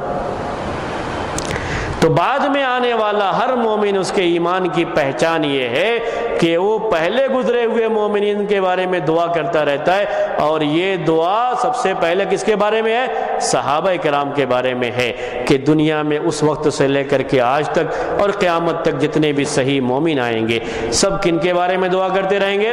صحابہ کرام کے بارے میں دعا کرتے رہیں گے۔ کیا کرتے رہیں گے؟ ربنا اغفر لنا ولاخواننا الذین سبقونا بالایمان، کہ اے اللہ تو ہمیں بھی معاف فرما دے، اور اے اللہ تو ان کو بھی معاف فرما دے جو ہم پر سبقت لے گئے ہیں ایمان میں۔ ولا تجعل فی قلوبنا غلا للذین آمنوا، اور اے ہمارے رب تو ہمارے دلوں میں کسی طرح کی دشمنی ان لوگوں کے بارے میں جو ایمان لائے، ہم سے پہلے ایمان لائے، ہمارے دلوں میں کسی طرح کی ان کے تعلق سے غل کہتے ہیں دشمنی، حسد، کوئی بھی دل کے اندر جو جذبہ اس طرح کا کبھی آ جاتا ہے حسد وغیرہ کا، جو دوسروں کی برائی کرنے کے لیے ابھارتا رہتا ہے، تو اس طرح کی کوئی چیز ہمارے دل میں اے اللہ پیدا نہ کرنا۔ ہمارے دل کو سالم رکھنا کن سے؟ صحابہ کرام کی دشمنی سے۔ یہ کس نے کہا؟ اللہ تبارک و تعالیٰ نے۔ کن کے بارے میں؟ جو صحابہ کرام کے بعد مومنین آنے والے ہیں، یہ ان کی ذمہ داری ہے کہ یہ دعا کریں۔ اسی لیے اسی آیت کی تفسیر میں کہتے ہیں لوگ کہ اگر کوئی آدمی صحابہ سے دشمنی کرتا ہے تو اس کا مطلب یہ ہوا کہ اس کے دل میں ان کے تعلق سے اگر کسی طرح کا بھی کوئی کینہ، کوئی حسد، کوئی جو ہے دشمنی، اگر نفرت کی چیز پیدا ہو جاتی ہے تو سمجھیے کہ اس کا ایمان خطرے میں۔ ہم کوئی اور لفظ تو استعمال نہیں کرتے، لیکن کیا کہیں گے؟ اس کا ایمان خطرے میں، کیونکہ یہ دعا سکھائی اللہ تبارک و تعالیٰ نے کی وَلَا تَجْعَلْ فِي قُلُوبِنَا غِلًّا لِلَّذِينَ آمَنُوا رَبَّنَا إِنَّكَ رَءُوفٌ رَحِيمٌ۔ یہ بات ہے اللہ کے رسول صلی اللہ علیہ وسلم نے اپنے صحابہ کے بارے میں کیا ارشاد فرمایا. میں نے چند آیتیں آپ کو پیش کی تھیں جو قرآن میں ہے. اللہ کے رسول صلی اللہ علیہ وسلم کی بعض احادیث بھی آپ کے سامنے پیش کرتا ہوں. اللہ کے رسول صلی اللہ علیہ وسلم کا ارشاد ہے، اور یہ صحیح بخاری اور صحیح مسلم کی حدیث ہے، کہ اللہ کے رسول صلی اللہ علیہ وسلم نے ارشاد فرمایا. ابو سعید خدری رضی اللہ تعالیٰ عنہ اور ابو ہریرہ رضی اللہ تعالیٰ عنہ، یہ دونوں صحابہ یہ حدیث روایت کرتے ہیں کہ لا تسبوا اصحابی. اللہ کے رسول صلی اللہ علیہ وسلم نے فرمایا میرے صحابہ کو گالی مت دو. سبن ہم اردو میں گالی کبھی استعمال کر لیتے ہیں. اگر دوسرے الفاظ میں ہم یہ کہیں تو یہ کہا جائے گا کہ میرے صحابہ کو برا بھلا مت کہو. میرے صحابہ کو برا بھلا مت کہو. صحابہ کو برا بھلا کہنا، ان کے اندر کسی طرح کی کوئی کمی بھی رہی تو اس کمی کو بھی بیان کرنا یہ خود بھی غلط ہے. اللہ کے رسول صلی اللہ علیہ وسلم نے اس سے منع فرمایا. کہا کہ لا تسبوا اصحابی. کیوں ایسا کہا کہ میرے صحابہ کو برا بھلا مت کہو، گالی مت دو؟ آگے فرمایا کہ لو فوالذی نفسی بیدہ لو ان احدکم انفق مثل احد ذهبا ما بلغ مد احدہم ولا نصیف. اگر تم میں سے کوئی آدمی بعد میں آنے والا، کیونکہ آپ کے سامنے جو لوگ تھے وہ سب کی سب کیا تھے؟ صحابہ تھے. یہ حدیث پر آپ جو ہے غور کریں گے کہ آپ کیا بیان کر رہے ہیں کہ تم لوگ میرے صحابہ کو گالی مت دو. لا تسبو ہمیشہ یہ عربی میں جو صیغہ کہلاتا ہے یہ سیکنڈ پرسن، یعنی سامنے والوں کے لیے کہا جاتا ہے. سامنے جو آپ کے ہیں وہ کیا ہیں؟ آپ کے صحابہ ہیں. آپ ان سے یہ بات کہہ رہے ہیں کہ میرے صحابہ کو گالی مت دو، برا بھلا مت کہو. اگر تم میں سے کوئی آدمی احد کے پہاڑی کے برابر بھی سونا خرچ کرے گا تو انہوں نے جو ایک مد خرچ کیا ہے، ایک مد سمجھیے کہ ایک پیمانہ تھا، ایک پون کلو کے قریب جو ہے ہوتا ہے، جو انہوں نے خرچ کیا ہے یا اس کے آدھا بھی جو خرچ کیا ہے اس کے برابر بھی نہیں پہنچے گا. یہ نہیں کہ برابر ہو جائے گا، ایک احد کے پہاڑی کے برابر سونا اور ان کا ایک مد برابر، یہ نہیں کہا کہ جو اس کے برابر تو چھوڑو، وہاں تک بھی نہیں پہنچے گا، وہ برابری کو بھی نہیں پہنچے گا. یہ ان کی اہمیت ہے، یہ ان کی فضیلت ہے. اور اس فضیلت کے تعلق سے یہ بات کہی جاتی ہے کہ وجہ کیا ہے، کیوں صحابہ کرام کی یہ فضیلت ہے کہ ان میں سے اگر کسی نے کوئی تھوڑی سی چیز بھی خرچ کی ہے تو بعد میں آنے والا اگر کوئی احد کے پہاڑی کے برابر بھی خرچ کرتا ہے تو اس سے بھی زیادہ اس کی اہمیت ہے. کہتے ہیں اس کی دو وجہ ہے. اس حدیث کی شرح میں کیا کہا جاتا ہے؟ اس کی دو وجہ ہے. ایک وجہ اس کی یہ ہے کہ صحابہ کرام نے جس اخلاص کے ساتھ خرچ کیا ہے اس اخلاص کی وجہ سے ان کا وہ ثواب بہت بڑھ جاتا ہے. آپ جانتے ہیں اخلاص کی وجہ سے اعمال کا ثواب بہت بڑھ جاتا ہے. اور دوسری وجہ یہ ہے کہ صحابہ کرام نے جس ضرورت کے وقت میں خرچ کیا ہے، ضرورت کا بھی فرق پڑتا ہے. جس ضرورت کے ٹائم پر انہوں نے خرچ کیا ہے، کوئی تھوڑی چیز بھی خرچ کریں لیکن ضرورت کے وقت میں خرچ کریں گے تو اس کی اہمیت زیادہ ہوتی ہے. اگر زیادہ بھی خرچ کرتے ہیں لیکن ضرورت ختم ہونے کے بعد خرچ کرتے ہیں تو اس کی اہمیت وہ نہیں رہ جاتی ہے. تو یہ ان کی بڑی اہمیت ہے صحابہ کرام کے تعلق سے. آگے اللہ کے رسول صلی اللہ علیہ وسلم نے فرمایا کہ خیر الناس قرنی، خیر الناس قرنی ثم الذین یلونہم ثم الذین یلونہم. بار بار یہ سنتے رہتے ہیں آپ کہ سب سے بہترین لوگ وہ ہیں لوگوں میں جو میرے زمانے میں ہیں، یعنی آپ کے صحابہ. آپ کا جو قرن ہے وہ آپ کے صحابہ ہیں، آپ کے ساتھ رہنے والے. اس کے بعد جو ان کے بعد آئیں گے وہ تابعین ہیں، اس کے بعد جو آئیں گے وہ اتباع تابعین ہیں. اللہ کے رسول صلی اللہ علیہ وسلم نے اس زمانے کے تعلق سے یہ بات کہی. اسی طریقے سے آپ نے یہ بات بھی کہی ہے الانصار لا يحبهم الا مؤمن ولا يبغضهم الا منافق فمن احبهم احبه الله ومن ابغضهم ابغضه الله. کہ انصار سے محبت یہ کون کرتے ہیں؟ مومن کرتے ہیں. ان سے دشمنی کون رکھتے ہیں؟ منافق رکھتے ہیں. اگر کوئی بھی شخص انصار سے محبت کرتا ہے تو اللہ تعالیٰ اس سے محبت رکھتا ہے، اگر کوئی ان سے دشمنی کرتا ہے تو اللہ تعالیٰ اس سے دشمنی کرتا ہے۔ آگے بھی احادیث ہیں کہ انصار کی محبت ایمان کی علامت ہے، ایمان کا ایک حصہ ہے کہ کوئی بھی شخص صحابہ کرام سے محبت رکھے تو صحابہ کرام سے محبت رکھنا یہ ایمان کا ایک حصہ ہے، اور صحابہ سے نفرت یا دشمنی یہ نفاق اور کفر ہے۔ اس سلسلے میں احادیث بہت واضح ہے۔ ان سب چیزوں کے بیان کرنے کے بعد میں آپ کے سامنے یہ چیز بیان کر دوں کہ ائمہ کرام کے بعد میں آنے والے لوگوں کے بہت سے ایسے اقوال ہیں جو بتاتے ہیں کہ اگر کوئی بھی شخص کسی بھی صحابی کو برا بھلا کہتا ہے تو یہ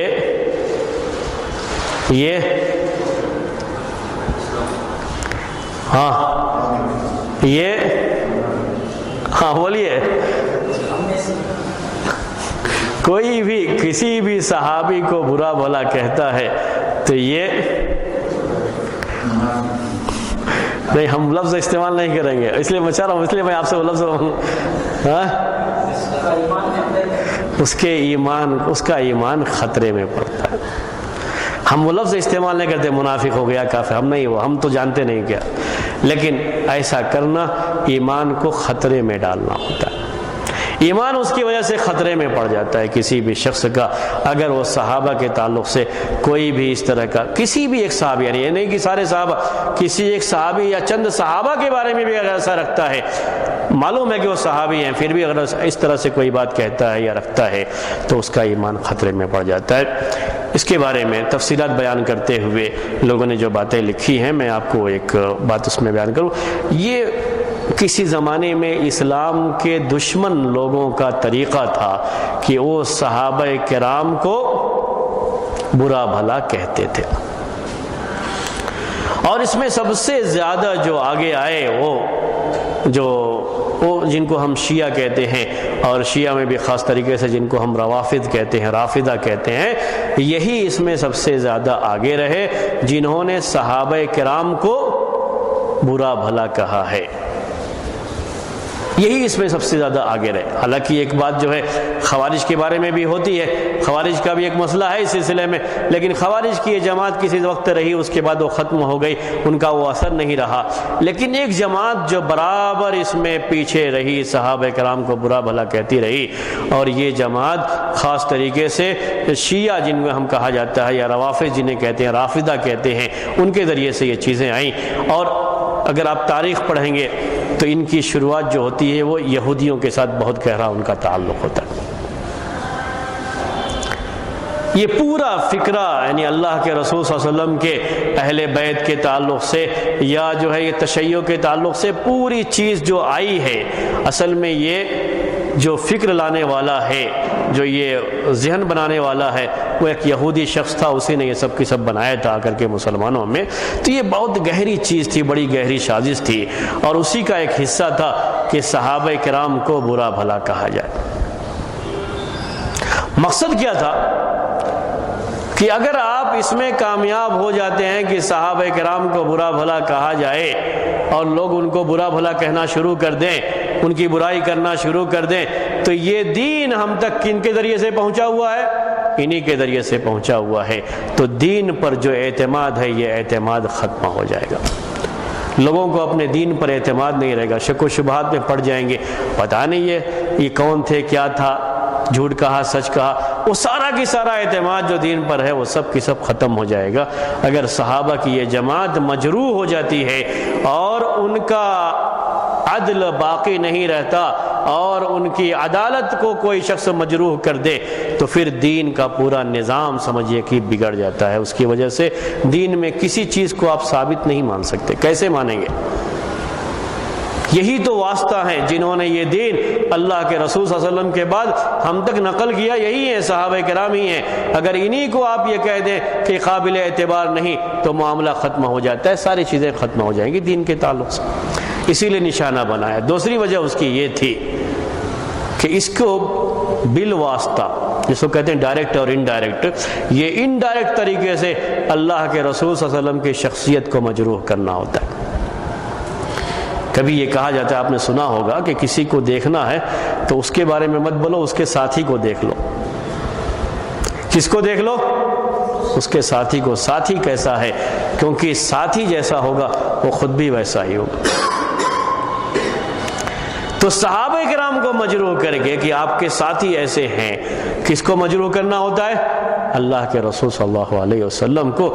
اور اس دشمنی میں صحابہ کرام کو برا بھلا کہنا شروع کیا گیا، اور یہاں سے وہ تاریخ شروع ہوتی ہے ان کو برا بھلا کہنے کے تعلق سے۔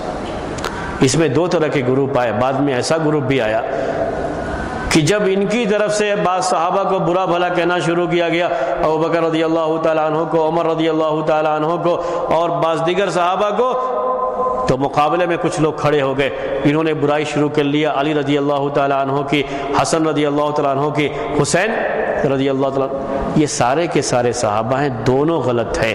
یعنی نہ ابوبکر رضی اللہ تعالیٰ عنہ کی برائی کی جائے گی، نہ علی رضی اللہ تعالیٰ عنہ کی، یعنی کسی بھی صحابی کے تعلق سے نہیں۔ یہاں تک کہ امیر معاویہ رضی اللہ تعالیٰ عنہ کے تعلق سے بھی اگر کوئی شخص کسی بھی طرح سے ان کی کوئی برائی کرتا ہے تو یہ بھی صحیح منہج سے، وہ بھی صحیح منہج سے ہٹا ہوا ہے۔ امیر معاویہ رضی اللہ تعالیٰ عنہ کے تعلق سے بھی کوئی اگر اس طرح کی بات کہتا ہے تو عثمان رضی اللہ تعالیٰ عنہ کے تعلق سے بھی کوئی اس کو اس طرح کی بات کہتا ہے۔ یہاں تک کہ اگر کسی صحابی کے بارے میں یہ ثابت ہے کہ ان سے یہ گناہ ہوا ہے، ثابت ہے، اور کوئی شخص صرف وہ برائی کرنے کے لیے ان کا گناہ پیش کرتا ہے، یہ بتانے کے لیے کہ ہم تو ان سے اچھے، انہوں نے تو یہ گناہ کیا، ہم تو یہ گناہ نہیں کرتے، تو یہ بھی کیا ہے؟ غلط ہے۔ ایک مرتبہ اللہ کے رسول صلی اللہ علیہ وسلم، آپ مشہور واقعہ جو جانتے ہیں، بعض صحابہ سے جو بعض غلطیاں ہوئی ہیں اس کے تعلق سے وہ حدیث بھی ہے کہ اللہ کے رسول صلی اللہ علیہ وسلم نے رجم کرنے کا حکم دیا۔ ایک معاذ اسلمی ہے صحابی، مشہور صحابی، اور ان سے جو ہے غلطی یہ ہو گئی تھی کہ انہوں نے کسی عورت کے ساتھ زنا کر لیا تھا، بدکاری کی تھی، اور ایک عورت ہے ان کو امراء غامدیہ کہا جاتا ہے، غامدہ یہ خاندان کے لحاظ سے، تو غامدی عورت، ان کا نام ذکر نہیں کیا گیا، صرف ان کے قبیلے کا نام ہے کہ غامدی عورت تھی، ان سے بھی یہ چیز ہو گئی تھی۔ اللہ کے رسول صلی اللہ علیہ وسلم نے جو حکم ہے شریعت کا اس کے لحاظ سے آپ نے ان کو پتھر مار مار کر کے ہلاک کرنے کا حکم دیا، ان کو پتھر مار کر کے ہلاک کیا گیا۔ پتھر مارنے کے وقت میں جب ان کو ہلاک کیا گیا تو یہ خون کا ایک قطرہ بعض صحابہ کے اوپر آیا، انہوں نے برا بھلا کہا، اللہ کے رسول صلی اللہ علیہ وسلم نے سختی کے ساتھ ڈانٹ دیا، کہا کہ کس کو برا بھلا کہہ رہے ہو؟ ایک ایسے شخص کو جس نے گناہ کے بعد ایسی توبہ کر لی ہے کہ اس نے اس توبے میں اپنی جان قربان کر دی ہے، اس سے بہتر توبہ اور کیا ہوتی ہے؟ توبہ کر لیا ہے، اس نے توبہ کیا ہے، اور اسی توبہ کے نتیجے میں آ کر کے اپنے آپ کو پیش کر دیا کہ آپ میرے اوپر حد کو جاری کر دیجئے، مجھ سے یہ گناہ ہو گیا ہے۔ ایک انسان کے اندر انسانیت کا یہ کمال ہوتا ہے کہ گناہ کرے اور گناہ کرتے ہی اس سے توبہ کرے۔ توبہ کرنے کے لیے حالانکہ اسے معلوم ہے کہ میری جان بھی چلی جائے گی اس میں، اس کے باوجود بھی اس نے آ کر کے توبہ کیا اور اپنی جان کو اس پہ قربان کر دیا اس نے کہ دنیا کی یہ سزا ہمارے لیے کوئی مسئلہ نہیں، ہم اسے برداشت کریں گے۔ اب کوئی آدمی یہ کہے کہ نہیں ہم تو صحابہ سے افضل ہیں اس لیے کہ انہوں نے تو زنا کیا، ہم نے زنا نہیں کیا۔ میں نے سنا یہاں تمل ناڈو میں کوئی صحابہ یہ کہتے ہیں کہ ہم کیا ہیں، بعض صحابہ سے افضل ہیں اس لیے کہ انہوں نے کیا کیا ہے، یہ گناہ کیا، ہم نے تو یہ گناہ ابھی تک نہیں کیا۔ یہ غلط ہے۔ پہلے یہ یاد رکھ لیجئے کہ اس کا ذکر بھی نہیں کیا جائے گا، یہاں تک لکھا ہے لوگوں نے کہ اس کا ذکر بھی نہیں کیا جائے گا، اور اگر کبھی بیان بھی کریں گے تو اس کو فضیلت کے طور پر، یہی ان کی فضیلت ہے۔ غلطی ہونا یہ انسانیت کے خلاف نہیں ہے۔ آج ہی میں ایک جگہ پہ درس دے رہا تھا کہ غلطی ہونا یہ انسانی فطرت ہے۔ اللہ تبارک و تعالیٰ نے الگ الگ مخلوقات بنائی ہیں، تو فرشتوں کو ایسا بنایا کہ فرشتوں سے غلطی نہیں ہو سکتی، اور انسانوں کو ایسا بنایا کہ انسانوں سے غلطی ہوگی۔ کل بنی آدم خطا، کہ ہر انسان اس سے غلطی ہوگی۔ غلطی ہونا یہ انسانیت کے خلاف نہیں ہے۔ اگر اللہ تبارک و تعالیٰ کو ایسی مخلوق چاہیے تھی جو کبھی غلطی نہ کرے تو فرشتے کافی تھے اس کے لیے۔ اللہ تعالیٰ تو ایسی مخلوق چاہ رہا تھا جس سے غلطی ہو اور غلطی کے بعد وہ اللہ تعالیٰ سے معافی مانگے، توبہ کرے۔ اگر غلطی ہوئی ہے اور اس غلطی کے بعد انہوں نے توبہ کیا اللہ تبارک و تعالیٰ سے، اور توبہ بھی کیسی؟ ایسی توبہ جس کے بارے میں خود اللہ کے رسول صلی اللہ علیہ وسلم کہتے ہیں کہ ایسی مقبول توبہ کی مدینہ کے 70 آدمی میں تقسیم کر دی جائے تو ان کے لیے بھی کافی ہو جائے گی۔ ایسی توبہ قبول توبہ ہے یہ، جو اللہ تعالیٰ کے یہاں مقبول توبہ ہے۔ پھر اس کے بعد ان کو برا بھلا کہنے کا معنی کیا رکھتا ہے؟ بعض روایتوں میں آتا ہے کہ اللہ کے رسول صلی اللہ علیہ وسلم آگے بڑھے جنازے کی نماز پڑھانے کے لیے، تو بعض صحابہ نے روکا کہ ان کی جنازے کی نماز، تو آپ نے کہا کہ نہیں، ایسی توبہ کر لیا انہوں نے، یہ توبہ تھی اس گناہ سے ان کی، اور یہ ایسی توبہ ہے کہ نیک لوگوں میں تقسیم کر دی جائے تب بھی ان کے لیے وہ کافی ہو جائے گی۔ مدینہ جیسے آبادی میں جو نیک لوگ ہیں ان کے لیے وہ چیز جو ہے کافی ہو جائے گی۔ بعض روایتوں میں صاحب و مقص وغیرہ کا آتا ہے، یعنی جو برے قسم کے لوگ ہوتے ہیں ان کے تعلق سے۔ میں آپ کو یہ بتانا چاہ رہا تھا کہ اگر کوئی غلطی ہوئی ہے کسی بھی صحابی سے تو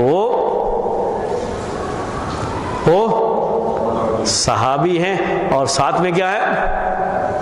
ساتھ میں کیا ہے؟ انسان ہے، اور ہر انسان کے ساتھ یہ بات ہے۔ البتہ انسانیت کا کمال یہ ہوتا ہے، انسانیت کا کمال یہ نہیں کبھی غلطی نہیں ہوگی، انسانیت کا کمال یہ ہوتا ہے کہ غلطی ہوتے ہی فوراً احساس ہو جائے اور توبہ کر لے، یہ اصل اس کا کمال ہوتا ہے۔ اور یہ چیز ہم صحابہ کی زندگی میں پاتے ہیں، غلطی ہوئی، غلطی ہونے کا احساس ہوتے ہی فوراً انہوں نے اس سے توبہ کر لیا، اللہ تبارک و تعالیٰ کی طرف رجوع کیا ہے، معافی مانگی ہے اس کے تعلق سے، توبہ کر لیا ہے اس کے تعلق سے۔ اس لیے کبھی بھی ان کے کسی گناہ کے تعلق سے پہلے تو اسے ذکر نہیں کیا جائے گا، اگر کبھی موقع ایسا آ جائے کہ ذکر کرنا پڑا اس کی وجہ سے تو اس کی اس خوبی کے ساتھ اسے بیان کیا جائے گا کہ انہوں نے ان گناہوں سے توبہ کر لیا۔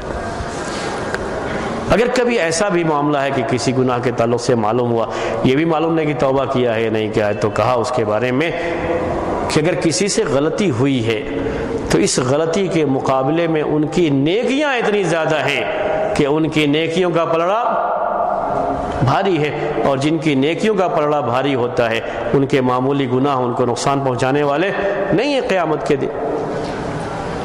اس کے بارے میں شیخ الاسلام ابن تیمیہ رحمۃ اللہ علیہ نے کیا بات لکھی ہے صحابہ کے تعلق سے، صحابہ سے جو غلطیاں ہوئی ہیں ان کے تعلق سے، وہ میں آپ کے سامنے انہی الفاظ میں، جن الفاظ میں انہوں نے بیان کیا ہے، وہ پیش کرنا چاہ رہا ہوں۔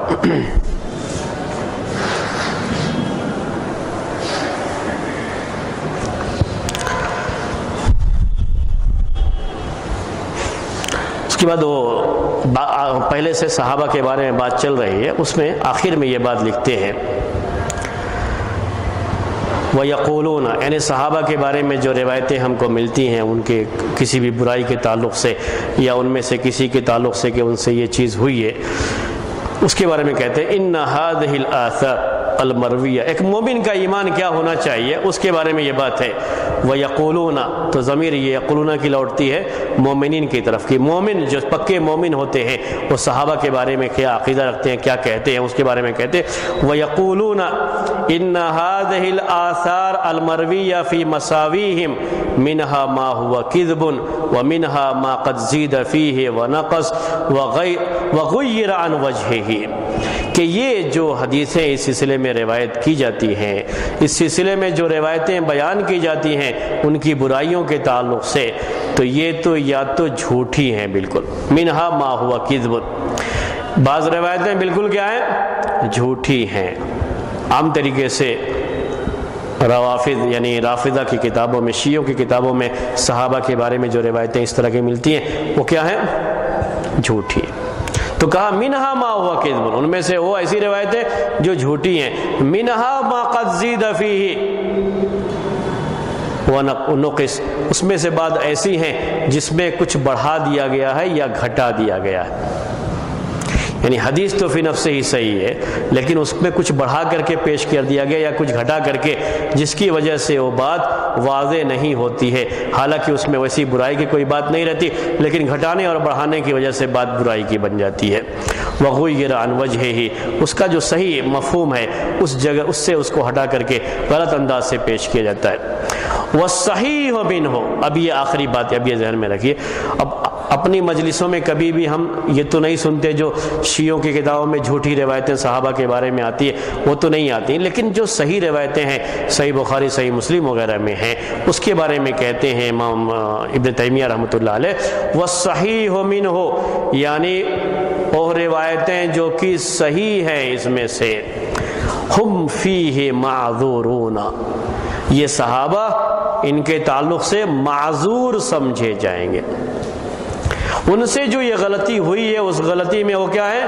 معذور تھے۔ معذور کا مطلب ہوتا ہے ان کے لیے آپ کو عذر تلاش کرنا، ان کے لیے کوئی عذر تھا جس کی وجہ سے ان سے وہ غلطی ہوئی ہے۔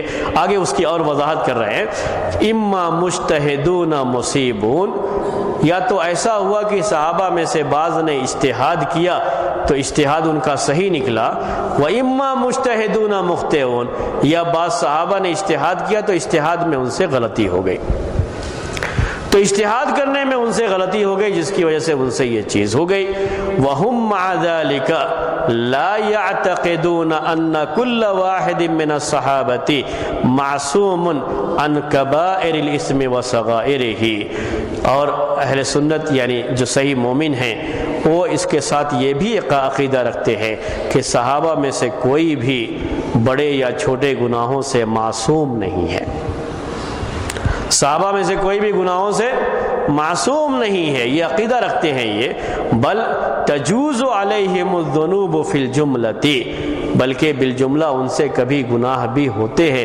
گناہ ہو سکتے ہیں، گناہ ہوئے بھی ہیں۔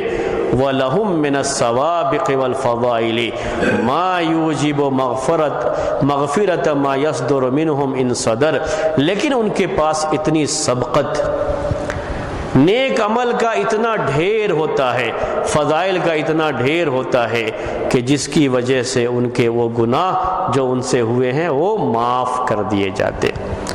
یہ نیکیاں ان کے گناہوں کے مقابلے میں بہت زیادہ ہوتی ہیں، اسی لیے ان گناہوں کی ان نیکیوں کے مقابلے میں کوئی حیثیت نہیں رہ جاتی ہے۔ یہی سارے صحابہ کے بارے میں عقیدہ، جو صحیح عقیدہ ہے یہی عقیدہ رکھنا چاہیے۔ ایک دوسری جگہ پر شیخ الاسلام ابن تیمیہ رحمۃ اللہ نے لکھا ہے کہ سب سے پہلے تو مومن کو اپنی زبان کو اس سلسلے میں بند رکھنا چاہیے، اپنی زبان سے یہ باتیں بیان نہیں کرنا چاہیے۔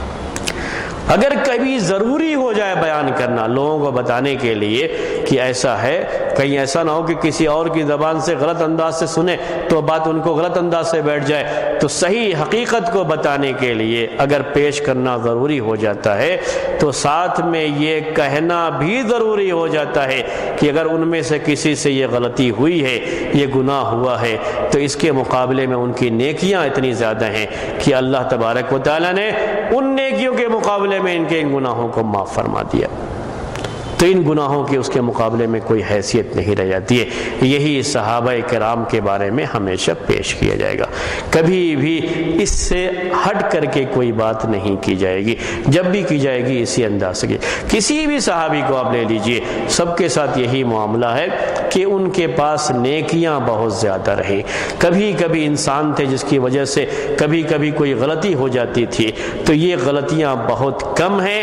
اولاً تو انہوں نے کوئی بھی گناہ ہوا تو فوری طور پر اس سے توبہ کر لی ہے، اور یہ توبہ گناہوں کو ویسے ہی دھو دیتا ہے جیسے انسان نے گناہ کیا ہی نہیں ہے۔ اگر کبھی ایسا نہیں بھی ہوا ہے تو اس کے مقابلے میں نیکیاں اتنی زیادہ ہیں کہ ان نیکیوں کے مقابلے میں ان برائیوں کا پلڑا بھاری نہیں ہوتا ہے۔ یہ صحابہ کرام کے بارے میں عمومی طور پر بات کہی جائے گی، سارے صحابہ کے بارے میں یہی کہا جائے گا، کسی صحابی کے بارے میں کوئی الگ بات جو ہے نہیں کہی جائے گی۔ اگر صحابی ہے تو اس کو یہ مقام حاصل ہے، یہ مرتبہ حاصل ہے، اور سب کے بارے میں یہی عقیدہ رکھا جائے گا۔ یہ الگ بات ہے کہ صحابہ کے بھی درجات ہیں۔ ابوبکر رضی اللہ تعالیٰ عنہ کا مقام بہت اونچا ہے، ایک عام صحابی کے مقابلے میں ان کا مقام بہت اونچا ہے۔ عمر رضی اللہ تعالیٰ عنہ کا مقام بہت اونچا ہے، یہ اپنی جگہ پر بات دوسری ہے، لیکن صرف صحابی ہو جانا یہ بھی اتنا بڑا شرف ہے کہ ان کی مغفرت کے لیے اور کل قیامت میں اللہ تبارک و تعالیٰ کی خوشنودی اور اللہ تبارک و تعالیٰ کی رضامندی ان کو حاصل ہونے کے لیے یہی کافی ہے۔ کبھی بعد میں آنے والا آدمی کتنا بھی نیک ہو جائے، کسی معمولی صحابی کے بھی درجے کو نہیں پہنچ سکتا۔ یہ عقیدے میں بات رہنی چاہیے۔ امام احمد بن حنبل رحمۃ اللہ علیہ سے پوچھا گیا ایک مرتبہ کہ امیر معاویہ رضی اللہ تعالیٰ عنہ، آپ جانتے ہیں کہ یہ یعنی 5 خلفاء کے بعد یہ 6ٹھے خلیفہ ہیں، ابوبکر، عمر، عثمان، علی، اور 6 مہینے کے لیے حسن ان کے بیٹے جو ہے بنے تھے، اور اس کے بعد سے امیر معاویہ رضی اللہ تعالیٰ، لمبی مدت ان کی بھی ہے۔ اور ایک طرف عمر بن عبدالعزیز رحمۃ اللہ علیہ، آپ جانتے ہیں کافی مشہور جو ہے خلیفہ گزرے ہوئے عمر بن عبدالعزیز، جن کی نیکیاں اور جن کے انصاف کا تذکرہ کیا جاتا ہے، یہاں تک کہ آپ دیکھیں گے بعض لوگ لکھتے ہیں کہ یہ 5ویں خلیفہ راشد ہیں، یعنی ابوبکر، عمر، عثمان اور علی کے بعد یہ 5ویں خلیفہ راشد، کتابوں میں اس طرح سے لکھا رہتا ہے۔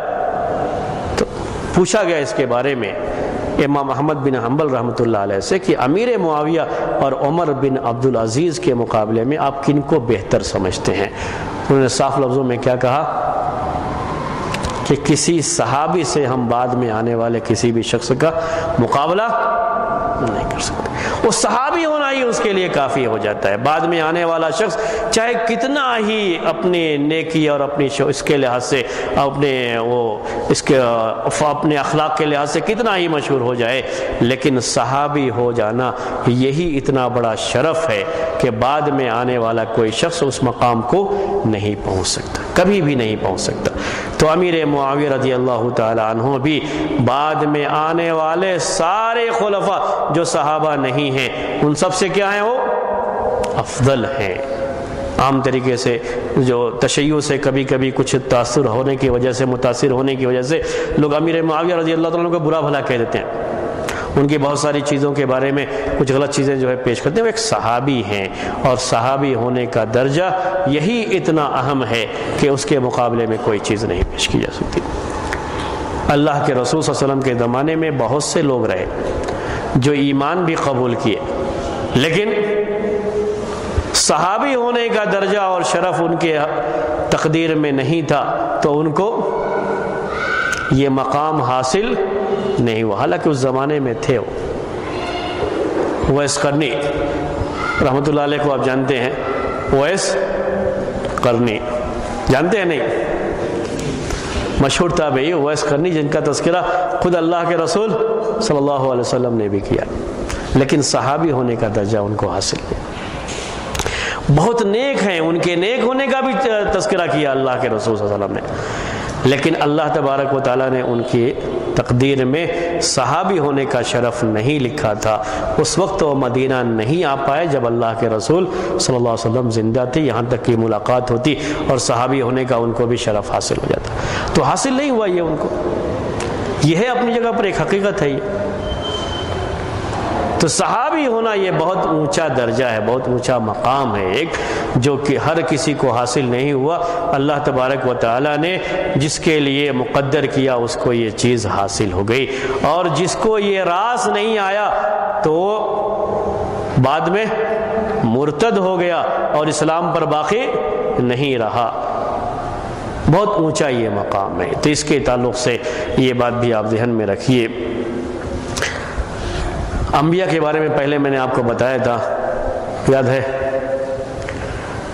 کہ نبی ہونا، رسول ہونا یہ کوئی اختیاری چیز نہیں ہے، بلکہ یعنی کسبی چیز نہیں ہے، بلکہ اللہ تبارک و تعالیٰ جس کو چاہتا ہے رسول بناتا ہے، جس کو چاہتا ہے نبی بناتا ہے۔ کوئی انسان خود سے چاہے کہ محنت کر کے نبی بن جائے، محنت کر کے رسول بن جائے، تو محنت کر کے یہ بننے والا نہیں تھا۔ کسی کا صحابی ہونا بھی اللہ تبارک و تعالیٰ نے جس کے لیے وہ مقدر کیا وہی بنا، ورنہ یہ بھی ثابت ہے کہ اس زمانے میں لوگوں نے اسلام قبول کیا، یعنی آپ زندہ تھے، مسلمان تھے وہ، اور ہر ایک کو خواہش ہوتی تھی کہ آپ کو دیکھ لے، آپ سے ملاقات ہو جائے، اور ملاقات ہو کر کے صحابی ہونے کا شرف حاصل ہو جائے، لیکن ایسا بھی رہا کہ خواہش کے باوجود بھی بعض لوگوں کو یہ درجہ نہیں مل سکا۔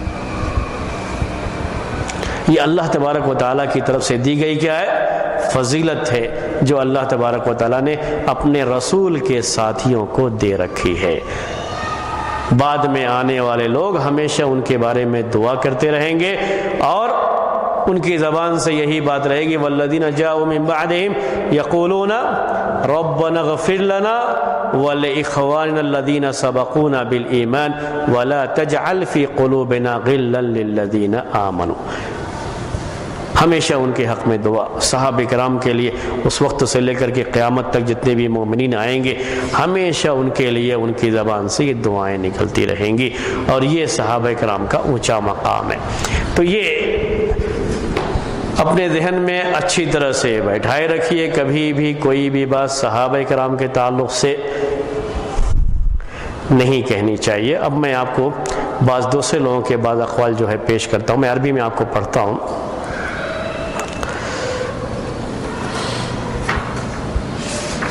شیخ الاسلام ابن تیمیہ رحمۃ اللہ علیہ کا قول میں نے آپ کے سامنے پیش کیا تھا۔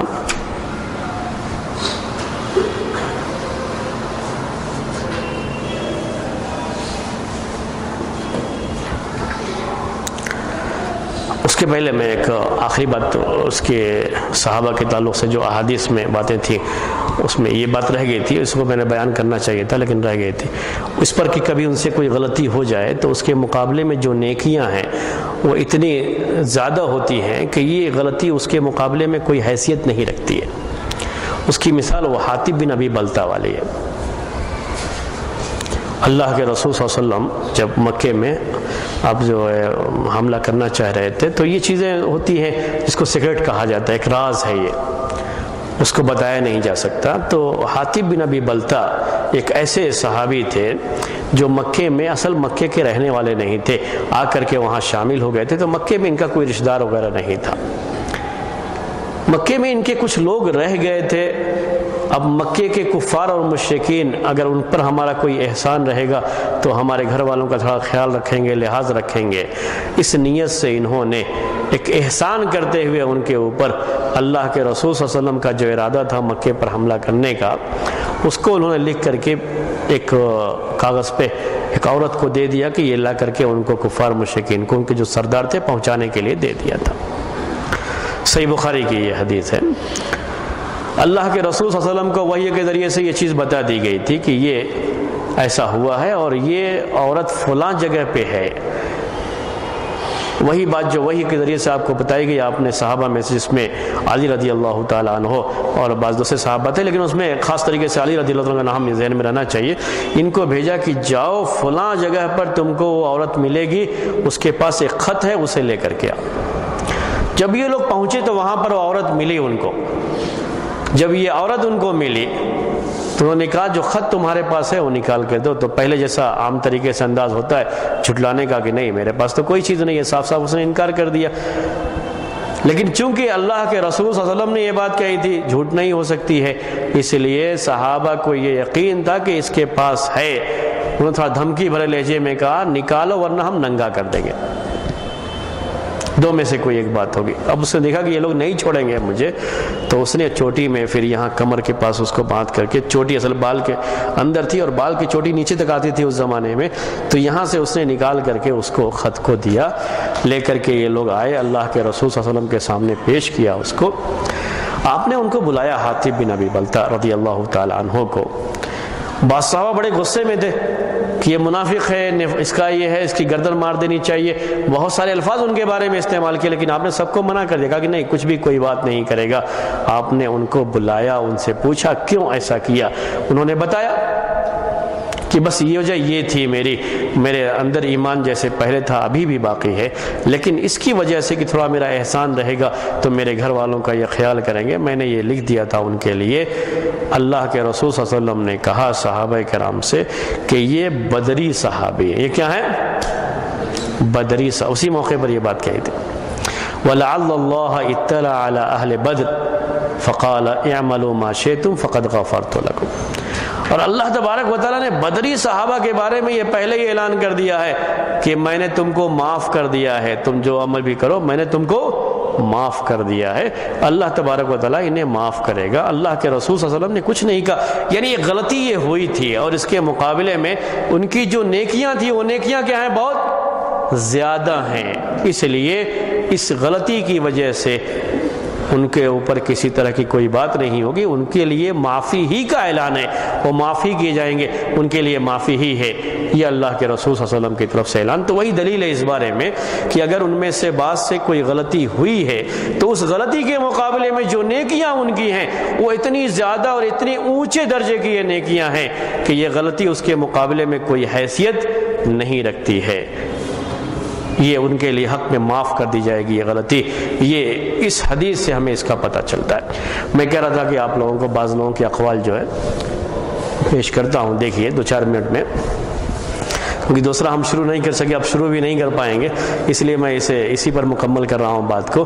وقال الامام ابن الکثیر رحمہ اللہ، امام ابن کثیر رحمۃ اللہ علیہ نے بات لکھی ہے کہ والصحابۃ کلھم عدول عند اہل السنۃ والجماعہ، کہ اہل سنت والجماعت کے نزدیک صحابہ سب کے سب عادل ہیں، لما اثنى اللہ علیہم فی کتابہ العزیز، کیونکہ اللہ تبارک و تعالیٰ نے ان کی تعریف کی ہے اپنی کتاب عزیز میں، وبما نطقت بہ السنۃ النبویۃ فی المدح لہم فی جمیع اخلاقہم وافعالہم، اور سنت نبویہ نے بھی ان کی تعریف کی ہے ان کے اخلاق اور ان کے اعمال کے تعلق سے، وما بذلوہ من الاموال والارواح بین یدی رسول اللہ صلی اللہ علیہ وسلم، اور اس وجہ سے بھی کہ انہوں نے اپنے مال اور اپنی جانیں قربان کی ہیں اللہ کے رسول صلی اللہ علیہ وسلم کے سامنے، رغبتاً فیما عند اللہ، اللہ کے پاس جو بھی ثواب جزیل ہے اللہ تعالیٰ کی خوشنودی حاصل کرنے کے لیے، اس ثواب کی نیت سے انہوں نے اپنی جانیں بھی اور اپنا مال بھی قربان کیا ہے۔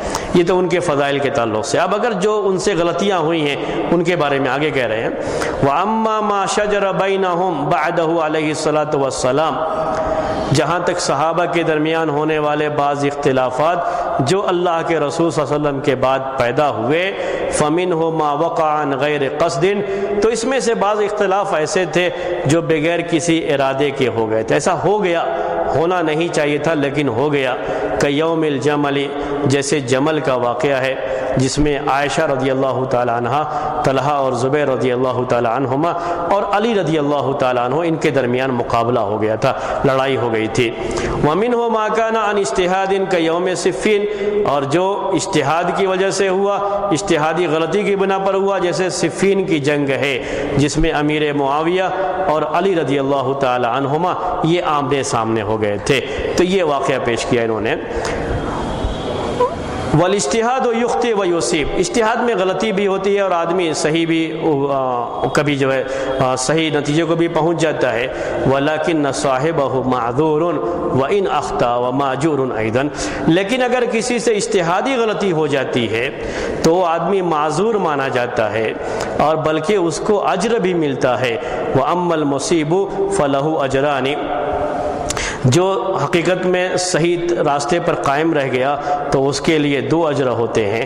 وَكَانَ عَلِي وَأَصْحَابُهُ أَقْرَبَ إِلَى الْحَقِّ مِن مُعَاوِيَةَ وَأَصْحَابِهِ رضی اللہ عنہم اجمعین، علی رضی اللہ تعالیٰ عنہ اور ان کے جو ساتھی تھے یہ حق کے زیادہ قریب تھے معاویہ رضی اللہ تعالیٰ عنہ اور ان کے ساتھیوں سے، لیکن بہرحال یہ سب کی سب صحابہ تھے۔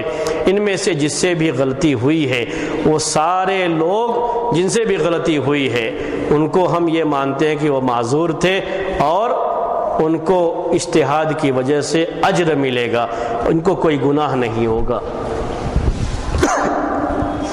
امام ابو جعفر طحاوی رحمۃ اللہ علیہ جو کہ حنفی امام مانے جاتے ہیں، بڑے مشہور محدث مانے جاتے ہیں احناف میں سے، وہ کہتے ہیں وَنُحِبُّ أَصْحَابَ رَسُولِ اللَّهِ صلی اللہ علیہ وسلم، اللہ کے رسول صلی اللہ علیہ وسلم کے ساتھیوں سے ہم محبت کرتے ہیں، وَلَا نُفْرِطُ فِي حُبِّ أَحَدٍ مِّنْهُمْ، ہم ان میں سے کسی سے محبت میں کمی نہیں کریں گے، وَلَا نَتَبَرَّأُ مِنْ أَحَدٍ مِّنْهُمْ، کسی سے برات کا اظہار نہیں کریں گے، وَنُبْغِضُ مَن يُبْغِضُهُمْ، اور جو صحابہ سے دشمنی رکھے گا ہم اس سے دشمنی رکھیں گے، وَبِغَيْرِ الْخَيْرِ يَذْكُرُهُمْ، ایسے ہی جو آدمی صحابہ کو کسی برائی کے ساتھ ذکر کرے گا، خیر کے علاوہ کسی برائی کے ساتھ ذکر کرے گا تو ہم اس سے بھی دشمنی رکھیں گے، ہم اس سے محبت نہیں رکھیں گے۔